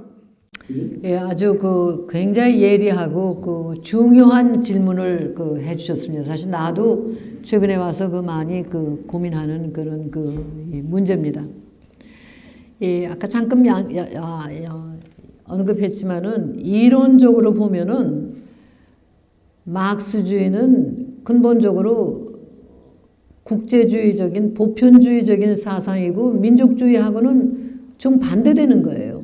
그렇게 얘기했듯이 민족이니 국가니 그런 같은 거는 이 소위 지배계층이 착취하기 위한 도구로 만들어 놓은 거고, 궁극적으로는 이 노동자 전 세계가 세계 노동자가 담합을 해서 국가기구 같은 거는 없애고 그저 관리 기능만 하는 뭐 그런 것만 하다. 사실 후에 건설된 공산주의에 대한 그림은 이상만 좋게 얘기를 했지 구체적으로 나와 있지는 않아요. 그러나 분명한 거는 이 국제적인 만약 국경을 넘어서서 노동자 조국에 충성하라 하는 건 분명한 메시지였거든요. 그런데 지금 우리나라에는 이상하게 극단적인 민족주의와 극단적인 왕조주의적인 그런 세습군주주의 체제하고 북한의 그 공산주의자들, 우리 좌파, 주사파들이 이걸 배합을 해갖고 그걸 민주의 이름으로 지금 전파를 시키고 이게 확산되고 있으니까 이건 정말 기현상 중에도 기현상이에요. 거짓이죠. 결국 위장이고, 아까 그 질문하신 분이 얘기했듯이 이게 결국은 그 자기 야심을 충족시켜 하는 수단으로 그냥 이용하는 거 아닌가 하는 그 의심을 한 근거가 충분히 있습니다. 거기다 또 하나 그 지적했던 게 이제 이 강의를 조금 더 진전하면서 이제 얘기가 나오겠지만 정말 그래 우리 민족의 근성으로서 그 민주주의, 자유민주주의 같은 게 결국은 잘 맥혀 들어가지 않는 어떤 이상한 게 있지 않느냐. 나도 사실 그 문제가 좀 많이 고민을 해요. 사실 이 1948년에 이제 우리가 앞으로 보겠지만은 만들어진 우리 대한민국 체제라는 것, 자유민주주의 체제라는 것이 냉정하게 보면은 우리 전통에 있던 체제가 아니에요. 딱 맞는 그런 것이 아니고, 그건 이상을 가지고 이승만 박사 같은 애국자 그리고 인간을 사랑하는 분이 기독교에서 말하는 그 인간 존중, 난 기독교인이 아닙니다. 그 인간의 가치를 최고 가치로 하는 그런 거랑 이 서양의 민주주의,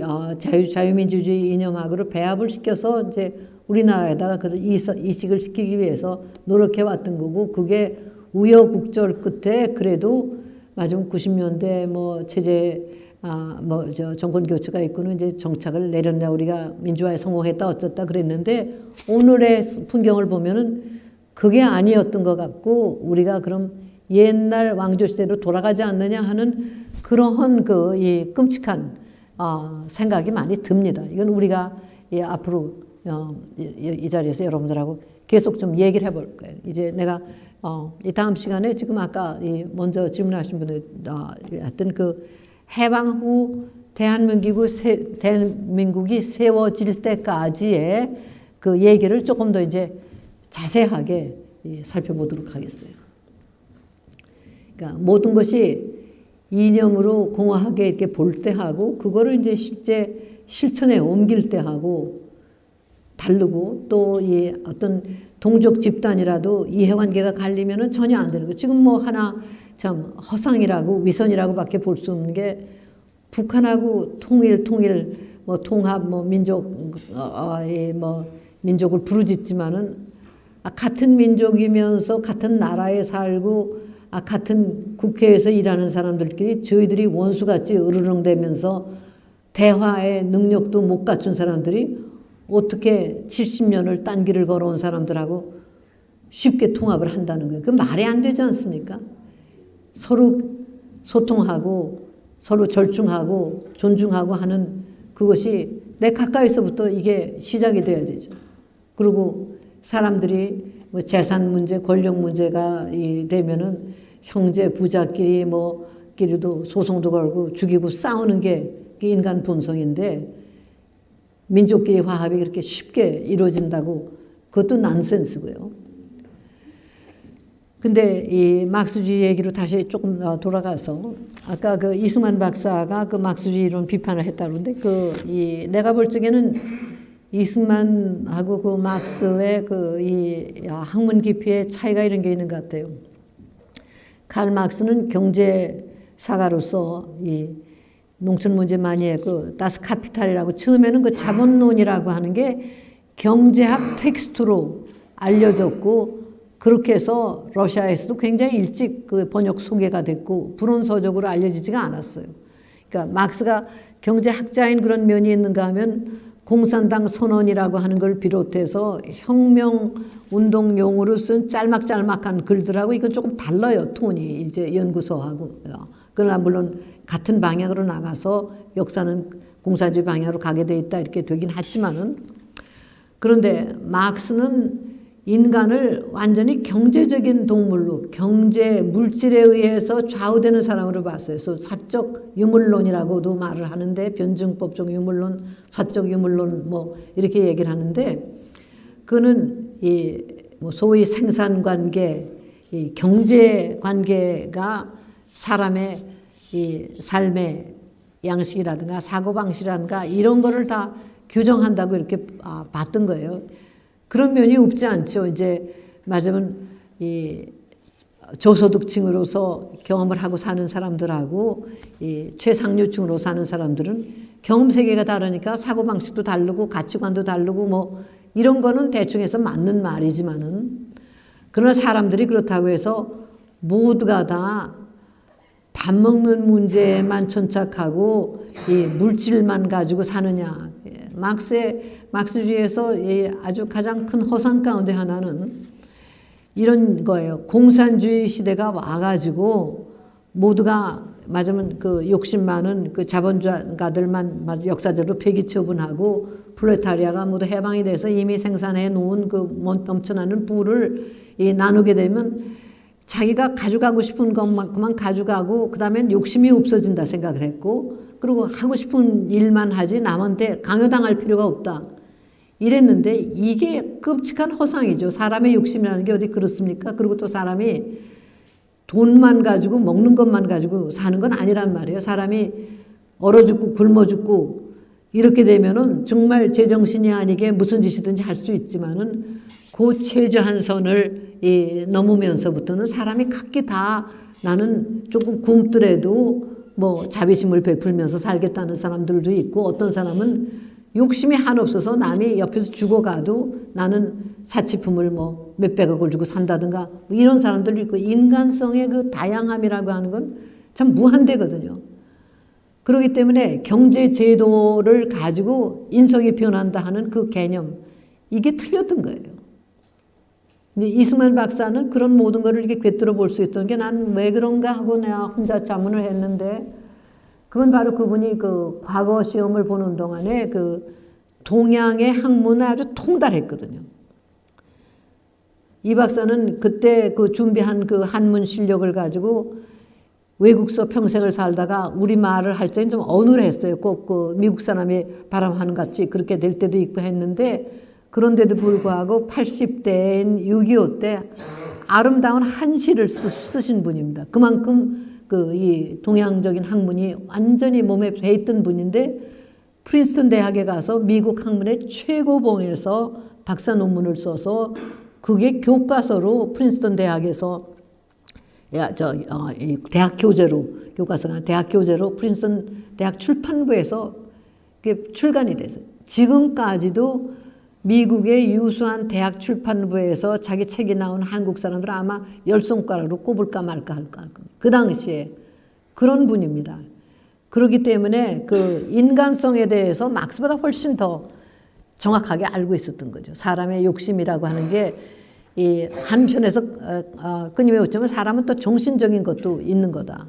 이건 조금 사이드지만 내가 이 서울대학교를 떠난 게 96년인데 그때 내 마지막으로 그 이 논문을 썼던 게 러시아의 세르게이 불가코프라고 하는 그 학자가 쓴 박사 논문 경제의 철학이라고 하는 박사 논문을 모스크바 대학에서 1912년에 썼는데 그거에 대한 논문이었어요. 이 사람은 그 막스 베버라고 하는 이 사회학의 창시자로 불리는 사람하고 동시대 사람으로 사실 러시아 말이 아니고 그게 영어 같은 걸나 독일어로 쓰였다면 훨씬 더 확산이 되었을 텐데 거기에서는 막스하고는 전혀 다른 노동가치설이 설파되고 있어요. 막스는 노동이라고 하는 건 순전히 임금 개념으로 봤고 또 노동은 고통으로 봤거든요. 이제 기독교 성서에도 그런 면이 있죠. 피땀 흘리는 것이 하나님의 처벌로 이렇게 봤는데 이 불가코프는 거기서 조금 다르게 해석을 해가지고 이 노동이라고 하는 거는 인간이 우주가 전체 움직이는 그런 과정에 능동적으로 참여하는 것이 노동이다 이렇게 봅니다. 자기가 땀을 흘려서 땅을 가르서 거기서 뭐가 나오고 그걸 거두어서 먹고 하는 것이 이 살아있다는 증거고 그 우주의 전 순환 과정에 인간도 능동적으로 그 참여한다고 하는 거다. 그러니까 남이 나한테 그 노동 대가를 주건 안 되건 노동 자체가 어떻게 보면 가치가 있고 신성함이 있다는 거죠. 사실 어떤 사람들은 우리도 보지 않습니까? 이 평생 뭐 여기 서울대학교도 그 전에 있었는데 뭐 하루 종일 남의 신만 고쳐주면서도 거기에서 그거를 고통으로 느끼지 않고 또 하나의 어떤 그 이 자기 소임으로 생각하면서 또 거기서 의미를 읽어내는 그런 또 사람들도 있고 이걸 또 부정적으로 볼 수 있다면 같은 행동을 하더라도 정신적으로 이걸 내가 왜 이 짓을 해야 되느냐.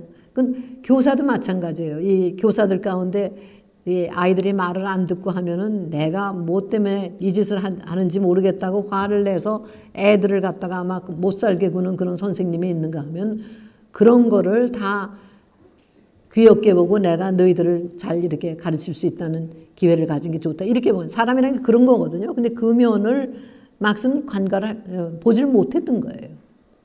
그런 면서 이승만 박사가 이 사람은 누구나 다 아주 동기가 있어야 열심히 일을 하는데 일을 안 해도 다 똑같이 나눠주면 뭐냐. 이게 소련에서 아주 역력하게 나타났습니다. 내가 소련에 처음 가본 게 82년 브레즈네프가 아직 살아있을 때 지금 돌아가신 강원영 목사님이 교회 협의회를 통해서 소련에 이제 초청을 받아갔는데 그리고 우리 아직 수교가 없을 때 그냥 위험한 지역이기 때문에 이 나를 통역 자격으로 이제 이 대동을 시켜서 보냈고 또 소련에서도 주교가 하나 오기로 했는데 거긴 또 그 기관원이 오니까 우리가 이제 그걸 가지고 박인해서 갔는데 그때 가보니까 정말 그 사회주의 체제라고 하는 것이 얼마나 그 인간을 피폐시키는지 말하자면 사람이 일을 하는 척하지 하질 않는 거예요. 그때 벌써 82년인데 이 진열장 같은 건 다 잘 돼 있는 속에 보면 그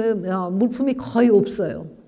그런데 그 이 공항 조그만 그 국내 공항에서 이 보니까 아가씨가 뭐 우표랑 뭐 이 몇 가지를 놓고 물건도 별로 없지만 전화를 받고 있는데 내가 그래도 소련에서 뭘 사보는 경험을 하고 싶어서 그 우표라도 수집용으로 그냥 사올까 하고 하는데 가만히 보니까 저희 친구하고 수작을 하는 건데 손님이 앞에 서 있는데 꼼짝도 안 하고 20분을 그냥 이걸 짓거리고 본척을 안 하는 겁니다. 그러더니 이걸 놔요. 그래서 내가 이걸 사겠다 그랬더니 뭐라 그러는가 하면 이제 점심시간이 돼서 가봐야 됩니다. 이렇게 되는 겁니다. 사람이라는 게. 아니면 열심히 파나 안 파나 자기한테 돌아오는 게 똑같거든.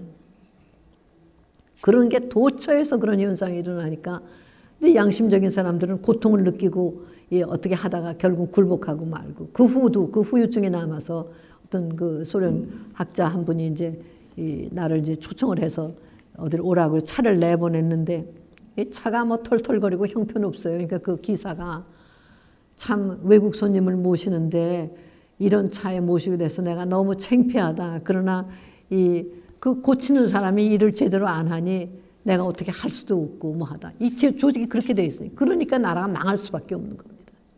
복지부동을 하는 게 안전하지 자기가 뭘 하겠다 그러면 오히려 처벌을 당할 수도 있고 그런 체제니까 이 사회주의라고 하는 게 잘못되면 이렇게 돼버리는 거예요. 그래서 특히 우리하고 북한의 관계 크게 말하 앞으로 더 자세한 건 보겠지만 우리가 45년 8월까지 같은 민족, 같은 나라였지 않습니까? 그런데 북한하고 차이가 왜 이렇게 됐어요? 간단합니다.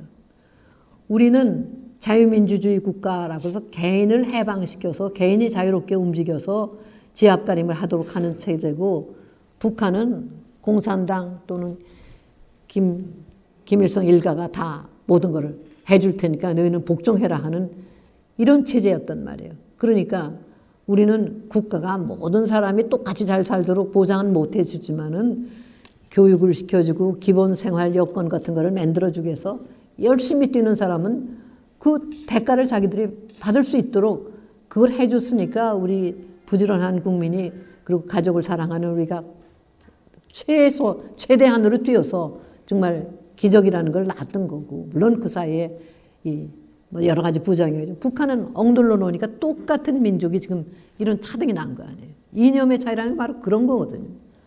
그걸 무슨 뭐 민족이 어떻고 민주가 어떻고 어려운 말로 할 필요가 없어요, 사실은. 예. 제가 볼 때요. 예.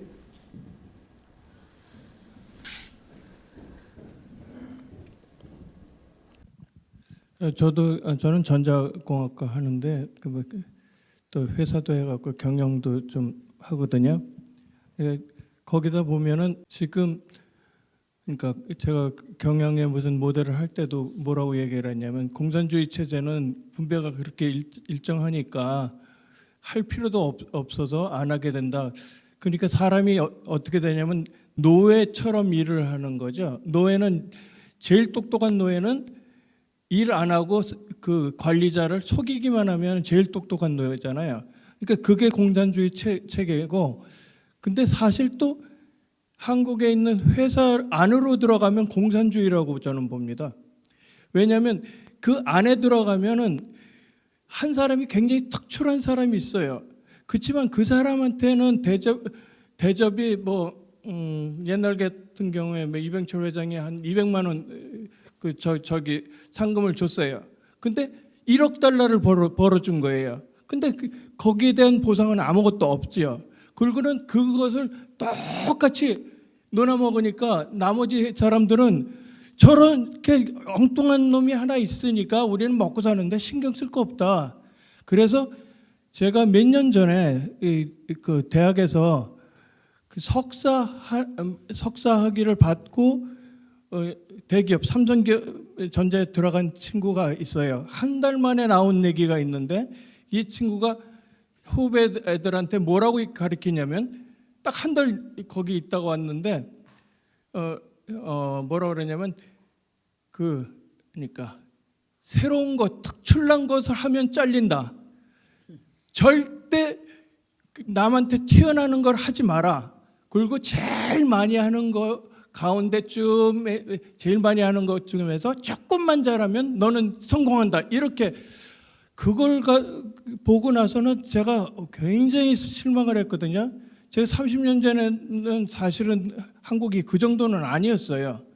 지금 한국이 지금 이렇게 문제를 일으키는 거는 이 기업 자체가 그러니까 거의 안에는 공산주의 체제로 해가지고 공산주의 체제라고 생각하는 것이 뭐냐면은 그 일하는 사람은 노예로 생각하고 토사구팽에도 생각하고 그 다음에 임원들 딱 그 사람들은 완전히 공산당의 그 일당 독재의 그 지도층으로 딱 보고 그런 식으로 구조가 됐으니까 계속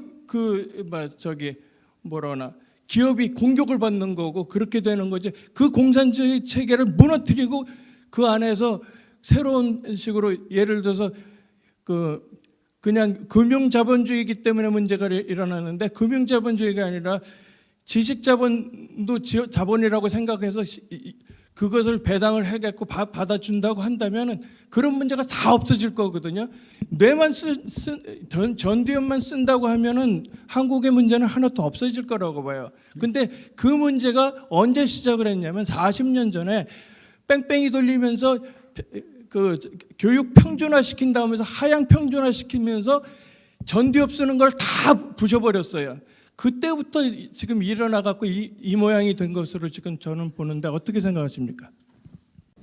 뭐 저 일리가 있는 말씀입니다. 사실은 그 안에 그 구조 하나하나 안에 그 공산주의 체제, 그 뭐 공산주의가 아니라 독점 체제, 그 이기적인 그런 체제죠. 사실 이 민주주의 시장 경제가 제대로 되려면 그게 민주주의하고 항상 쌍벽을 이루고 견제하면서 이 해야 되는데 지금 내 그 개인 의견으로 보더라도 실제 지금 그 기업의 무슨 그 CEO 같은 사람들이 무슨 몇십억씩 뭘 받고 하는 거는 나는 그건 잘못된 것 같아요. 그거는 견제하는 그 시스템이 있어야 된다고 보고, 그러나 또 탁월한 업적을 내는 데 대한 인센티브는 있어야죠. 근데 그것이 이제 어떻게 마지막에 이상적으로 배합이 되느냐. 일을 잘하든 안 하든 똑같이 하면은 다 잘 안 할 거고, 그걸 잘하고 우수한 성적을 내는 사람은 거기에 대한 보상은 있어야 되는데 그 차등이라는 게 그렇게 정당화가 될 수 있는가 의혹이 될 정도로 나도록 그건 막아야 되는 또 그런 그 장치들이 있어야 되고, 뭐 그거 하려면은 제도도 필요하고 또 하는 그 각자 이 사람들의 무슨 그 양식과 양심이랄까 그런 것들이 뭐 있어야 되죠. 이게 몇몇 사회민주주의 국가에서는 그 임금 격차의 이 최대한 수준을 이 법으로 막고 있는 데들도 있어요. 이제 우리 같은 경우에 잘못되기 쉬운 건 기업도 그렇고 다른 데도 그렇지만 외국이 하는 사례를 겉만 따오고 속은 따라가지 못하는 거기서 오는 게 굉장히 많습니다. 이 CEO들이 다른 나라에서도 그렇게 받더라. 그러니까 우리도 해야 된다. 그거 가지고는 충분하지 못하죠. 그건 다른 나라에서의 그 경쟁 실적도 그렇고 이 여러 가지 그 사정하고 우리하고는 다른데 그럼 그런 거를 견제하려면은 뭐 주주들이라든가 또는 뭐 다른 뭐 심지어는 오너라도 그렇고 모두 하고 견제하는 게 있어야 되는데 그건 다 모든 면에서 이제 그 이 전체 생각하는 수준 판단력 전체 힘이 강해져야 될 수밖에 없어요. 그러니까 전체가 나라가 잘 되려면은 지도자도 탁월해야 되지만 이제 국민 하나하나가 한 분 한 분이 또 자기 구실을 제대로 돼야 되고 기업체나 어디서나 똑같죠. 만약 그런 게 이제 법 때문에 그렇다면 그 법을 고치는데 나가야지 되는 거 그런 거. 지금 뭐 우리나라 그런 예가 많죠. 노동 귀족들도 그렇고 무슨 특례법으로 그 무슨 특혜 받는 사람들 많잖아요. 무슨 세월호도 그렇고 무슨 광주 무슨 뭐도 그렇고 그런 사람들은 당연히 유공자라면 독립운동 후에 임명이 공개가 되고 해야 되는데 이름은 공개되지 않고 특혜를 받는 거 이런 거 같은 거는 그건 제도적으로 너무 잘못된 거죠. 떳떳하면은 당연히 공개가 돼야 되고 그 사람이 뭐 때문에 그런지 알고 이 사람은 본받아라 이렇게 되는 그런 이유로서 특혜를 주는 건데 공개를 안 한다. 그건 말이 안 되는 거예요. 이런 문제가 있습니다. 예, 그러면 다음 계속해서 제가 네. 질문 하나만 질문도 드리겠습니다. 하세요. 지금 질문을 드리는 게 좋을 것 같은데요. 아까 전에 공산주의하고 나치즘의 관계에 대해서도 이게 조금 설명을 해주셨는데 제가 극우 프레임에 대해서 여쭤보고 싶습니다. 사실 최근에 제가 생각을 정리하면서 극우 프레임 자체가 좀 이게 사기적이지 않나 이런 생각을 했는데요. 나치가 아시겠지만 그 공식적인 명칭이 국가 독일 사회주의 노동자 당입니다. 그리고 그 나치즘, 파시즘의 사상적 기반을 제공한 사상가가 지오바니 젠틸레라는 사람인데 이 사람이 주장한 것이 따뜻한 민주주의, 진정한 민주주의 얘기하면서 국가가 모든 것을 책임지는 개인들의 모든 것을 책임지는 그런 민주주의를 얘기를 했고 그리고 이게 제가 이해하기로는 그 공산주의자들과 나치 파시스트들이 이렇게 섞일 수 없던 이유가 아까 전에 교수님께서도 이렇게 설명하셨듯이 국가에 대한 이해. 공산주의자들은 국가는 말씀하셨던 것처럼 자산가들의 어떤 꼭두각시 역할을 하는 것이 뿐이기 때문에 국제적인 프롤레타리아트의 연대를 통해서 타도할 대상으로 여겨졌는데 국가사회주의 노동자 당에서는 국가라는 관념, 민족이라는 관념, 독일 같은 경우에 나치 같은 경우에는 게르만 민족주의 그리고 독일이라는 국가 자체가 가장 중요한 가치의 이념의 핵심에 있었기 때문에 거기에서 이념적인 충돌이 있었고 그렇기 때문에 이렇게 서로 이렇게 갈등이 컸던 것이 아닌가. 그런데 본질 자체는 둘 다 제가 이해하기로는 왼쪽 좌파가 아닌가. 그렇기 때문에 극우라는 프레임 자체가 사기가 아닌가 이런 생각이 들었고요. 그리고 또 많은 요즘에 이렇게 태극기 드시는 많은 분들을 극우라고 이렇게 한국 사회에서 프레이밍을 벌써 이렇게 씌워버렸는데 이거 자체가 저는 사기가 아닌가 이런 생각을 했습니다. 여기에 대해서 좀 말씀해 주시면. 지금 우리가 앓고 있는 병 가운데 하나가 부정확한 용어의 사용, 언어의 이 남발입니다. 그런데 이 선전선동의 중요성을 먼저 갈팔하고 그쪽에 교육을 강조해온 소위 좌파들이 그쪽에서는 굉장히 능숙해요. 잘 먹힐 만한 그런 표현을 다 쓰고 실체하고는 다른데도 사람들이 그런 줄 알고 믿게 만드는 그런 게 있어요. 그래서 우선 좌우라고 하는 것 자체가 우리나라에서는 이 좌하면 친공, 우하면 반공. 그거는 이제 거의 상식으로 정착이 되고 있는 것 같은데 또 거기서 이제 조금 다른 쪽으로 해서 진보 보수하면 이건 정말 잘못된 용어입니다. 그러면은 진보는 좋은 거고 보수는 나쁜 거고 이렇게 벌써 되는 거거든요. 아까 자본주의 사회주의나 마찬가지로 좌우라는 건 여러분들이 아시다시피 본래 프랑스 혁명이 일어났을 때 혁명을 지지하는 쪽 사람들이 좌쪽에 앉았고 반대하는 쪽 사람들이 우측에 앉았었기 때문에 소위 변화를 추구하는 쪽이 좌고 이 기득권을 추구하는 쪽이 우인 것 같이 이게 관행으로 쓰여졌는데 거기에 뉘앙스가 굉장히 많이 달라졌어요. 지금 이 아까 얘기한 그 소위 극우라고 표현되는 이 나치 파시즘하고 그 이 공산주의하고 오히려 비슷한 점이 많구나 하는 거. 그는 이 아까 내가 잠깐 언급했지만 그 전체주의 그리고 국가의 그 중요성을 강조한다는 의미에서 사실은 동질성이 이질성보다 훨씬 더 강하다는 건 그건 분명합니다. 그리고 국가의 기능 그리고 이제 이 대중의 이름을 이용을 해가지고 이 독재를 한다고 하는 것도 비슷하고. 그런데도 불구하고 왜 그러면 극우, 극좌 뭐 그런 얘기를 하나? 그건 사실 우리한테는 의미 없는 분류예요. 이 극좌라고 이제 극우라고 할 수 있는 그 근거 하나는 아까도 말했듯이 그 인종주의라고 하는 거. 적어도 이 좌파들은 형식적으로는 적어도 인종주의는 인정 안 하거든요.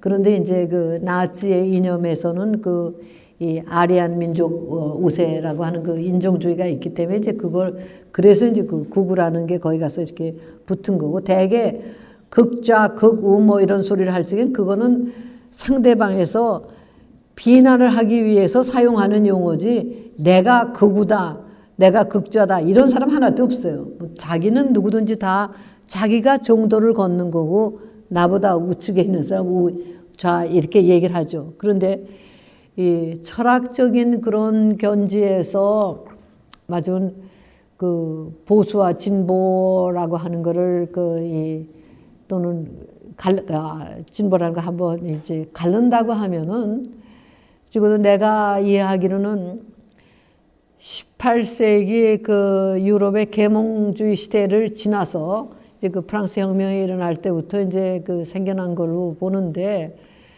이 철학적인 면에서 그 서양의 보수주의 철학의 이 초석 중에 하나가 에드먼드 버크라는 사람이고 이제 프랑스 혁명을 진척시킨 사람이 맞으면 좌파 진보의 이 시작이라고 보는데 그건 어떤 차이가 있는가 하면은 이 역사라는 건 아까도 내가 아주 모두에서 얘기를 했지만은 각 개인이 살아남기 위해서 몸부림을 치는 것하고 이 외적인 여건들, 천지재변에서부터 뭐 사회관계 여러 가지 이런 환경 문제 이런 거 이게 다 이제 배합이 돼가지고 결과가 나오는 거란 말이에요.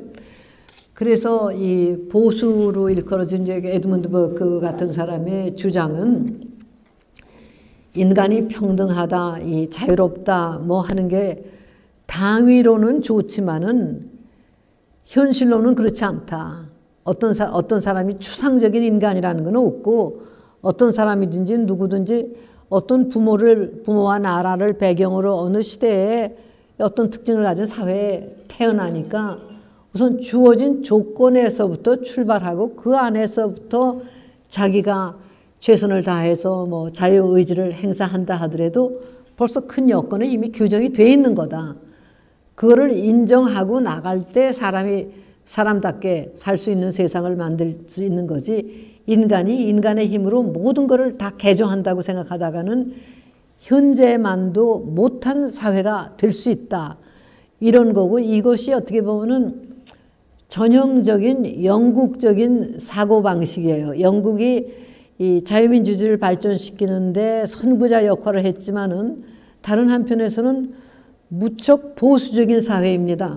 그래서 이제 역사적으로 쭉 발전하는 과정을 보면 아까 얘기했듯이 이제 이 투표권이라는 거 이제 권력을 제한하는데 처음에는 귀족이 왕권을 제한하고 no taxation without representation이라는 게 내가 내 발언권을 갖지 못하나서 내가 세금 낼 이유가 없다. 내가 국가에 기여하면 그만큼 내가 발언을 해야 되죠. 이런 맞으면 경우가 밝은 얘기죠. 이 주는 만큼 돌아오는 것도 있어야 되고 한다 하는 이제 그건데 그게 이제 처음에는 그 상류층 소위 영국에서는 political class라고 정치에 참여하는 사람은 아예 이 재산을 가진 상류층에 국한된 걸로 이렇게 알았던 거예요. 그게 이제 그 저층으로 자꾸 확산이 되면서 차츰차츰 하는데 1832년에 이 선거법 개혁에 굉장한 논란이 있었는데 그때 이제 이 자산가층만 투표권을 가지고 있고 영국은 벌써 이제 양원제를 하고 있어요. 귀족들이 귀족들로 구성된 상원하고 그 이제 그 지방 대표죠. 그 영지를 가진 귀족이 그 지방의 상원의원이고 이런 상원하고 그다음에 이제 그 하원은 이 다수를 대표하는 이제 전국 구인 그런 셈인데 이렇게 돼 있는데 그때 이제 몇몇 올해 그런 제도가 가다 보니까 그 지역구의 하원 의원들도 결국은 그 지역구의 상원 의원이 마음대로 좌지우지할 수 있는 이런 경향이 있었단 말이에요.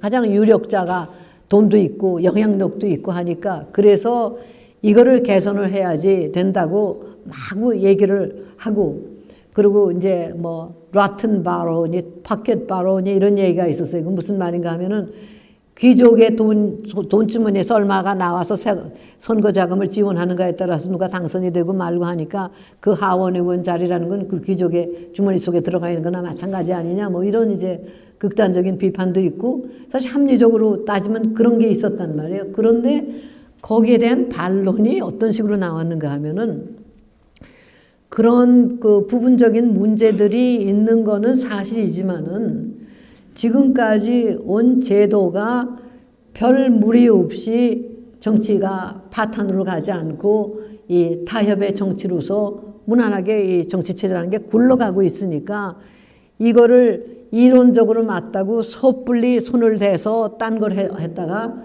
현실보다도 더 나빠질 수도 있지 않느냐. 이런 식의 반론 때문에 그게 확 고쳐지지가 않는 그런 것들이 있어요. 항상 그런 테스트를 합니다. 맞으면 고친다고 해서 반드시 좋아진다는 건 없고 지금 것이 너무 나빠서 이건 도저히 안 되겠다고 할 때는 손을 대지만은 이 이론적으로 부분적인 결함이 있어도 그냥 괜찮으면 유지하는 게 좋다. 그래서 영국에서 제일 마지막에 철폐된 게 어떤 차별인가 하면은 케임브리지 대학과 옥스퍼드 대학을 다니는 사람들은 2표를 행사를 했어요. 왜냐하면 그 사람들의 판단력이 사회 전체를 위해서 무식한 평민의 판단력보다는 낮기 때문에 그 사람들의 비중을 크게 높이는 게 영국 사회 전체의 공익에 보탬이 된다. 그런 논리에서 그런 제도를 유지하다가 전반적인 교육 수준이 올랐으니까 그런 장치는 이제 필요 없다. 오히려 해롭다. 이렇게 됐을 때 그게 폐지가 된 겁니다. 그러니까 그 논리가 어떤 이론으로만 맞아서 우리나라 같이 무슨 표가 한 표가 차이가 나고 반 표가 차이가 나서 이게 부정이다. 그러니까 모든 건 안 된다. 이런 식의 게 아니고 이 경험상의 볼 적에 하는 그런 것이 있기 때문에 그 에드문드 버크 같은 사람의 주장은 사람이 아무리 제멋대로 해도 전통이라든가 그 집단 무의식이라든가 문화라든가 이런 거를 송두리째 다 갈할 수는 없는 거고 그런 거에 적응해가면서 정 안 되겠는 것만 손질을 해가는 것이 가장 인간다운 사회를 만드는 첩경이다. 이런 철학이에요.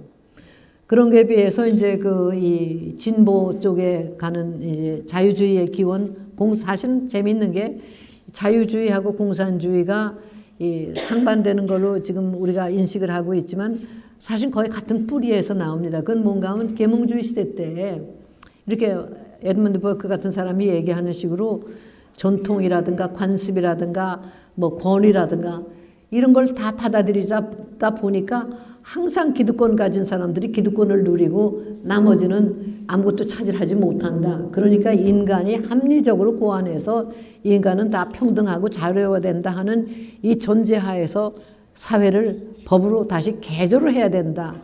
이런 얘기거든요. 그래서 그거를 이렇게 하느라고 이제 그 일탄이 프랑스 혁명이었고 거기에서 이제 인간은 평등하다 이렇게 하면서 나왔는데 그거를 이제 실제로 실천하는 데는 또 많은 그 진통이 겪었고 그렇게 하다 보니까 그 평등이 이제 바로 이 자유주의에서 끝나서 인간 개개인이 다 평등한 데서 끝나지 않고 이제 집단으로 그 노동자 다수의 이름으로 이제 소수를 처단하는 그런 식으로 이제 거꾸로 가고 지금은 이것이 이제 어디까지 와 있는가 우리나라에서 성평등 문제, 양성평등이 아니라 성소수자의 평등이라고 해서 여러 가지 옛날 변태라고 규정되던 것들도 다 권리가 주어져야 된다. 뭐 이렇게 되니까 이게 이제 어디까지 갈지 모르는 이런 데까지 오는 거죠. 그러니까 이 제도라고 하는 거는 결국 대충의 평균치를 해서 이게 제일 낫다 하는 거라지만 그거를 운영할 때는 그 방향을 어디에 요점을 두고 어떻게 운영하는가에 따라서 그 이 효과가 천차만별이 날 수 있는 거예요. 그러니까 노동 권리라는 것도 마찬가지예요. 노동 권리를 주장하다 보니까 노동조합이 귀족이 돼가지고 노동자 자기네 자식들은 무조건 자기 자리에 취직시켜 달라는 귀족화 요구를 공공연하게 하는 현상이 나타나잖아요. 예. 예. 그 방금 전에 그 에드먼드 버크 말씀을 해주셨는데 그 뭐 이거는 뭐 제 생각이 맞는지 모르겠지만 그 보수주의, 진보주의 이렇게 얘기하는데 그 보수주의의 반대가 그 에드먼드 버크가 그 개혁 자체를 반대를 한 것이 아니라 그 속도를 잘 조절해야 된다. 그 기존의 전통과 질서를 존중하면서 그렇게 개혁을 해야 된다. 이렇게 얘기를 했기 때문에 보수주의의 반대는 제가 요즘에 또 생각을 해보니까 그 진보주의가 아니라 혁명주의. 혁명주의가 아닌가 이렇게 생각이 들었습니다. 뭐 이거는 그냥 개인적인 생각인데요. 뭐 교수님께서 굳이 코멘트를 해주실 필요는 없을 것 같고 원래는 또 제가 질문드리고 싶은 게 하나 있었는데 그 해방 공간에서 있었던 일에 관한 것이었습니다. 그런데 교수님께서 다음 시간에 또 그 해방 공간 관련된 말씀 뭐 얘기하세요. 내가 강연할 때 또 강의할 때 참고를 할 수도 있죠. 무슨 질문하려고 예. 이제. 그럼 자유롭게 얘기하세요. 뭐. 예, 감사합니다. 그 보수주의의 반대가 혁명주의가 아닌가 거기에 대해서도 간단하게 좀 이렇게 코멘트해 주시면 감사하겠고요. 그리고 또 해방 공간에서 그 아까 전에도 말씀하셨는데 그 소련이 그 해방군의 모습으로 이렇게 내려왔고 사실은 이렇게 뒤에 있으면서 김일성 같은 사람들을 내세워서 민주주의 하겠다. 뭐 이런 뭐 진정한 민주주의 하자.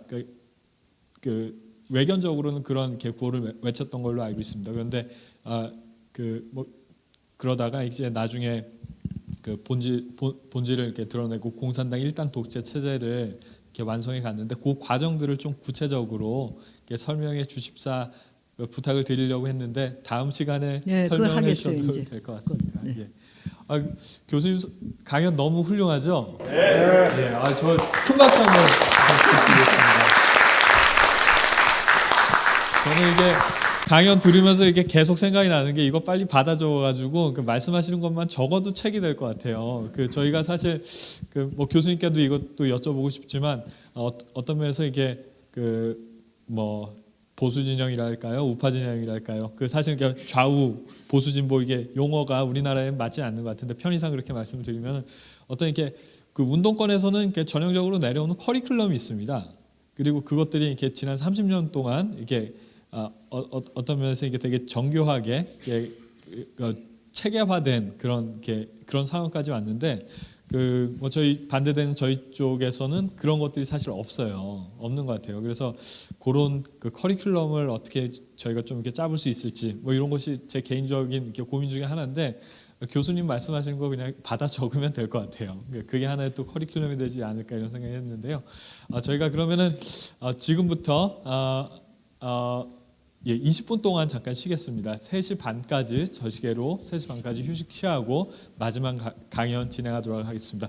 마지막으로 교수님께 다시 한번 큰 박수 부탁드리겠습니다.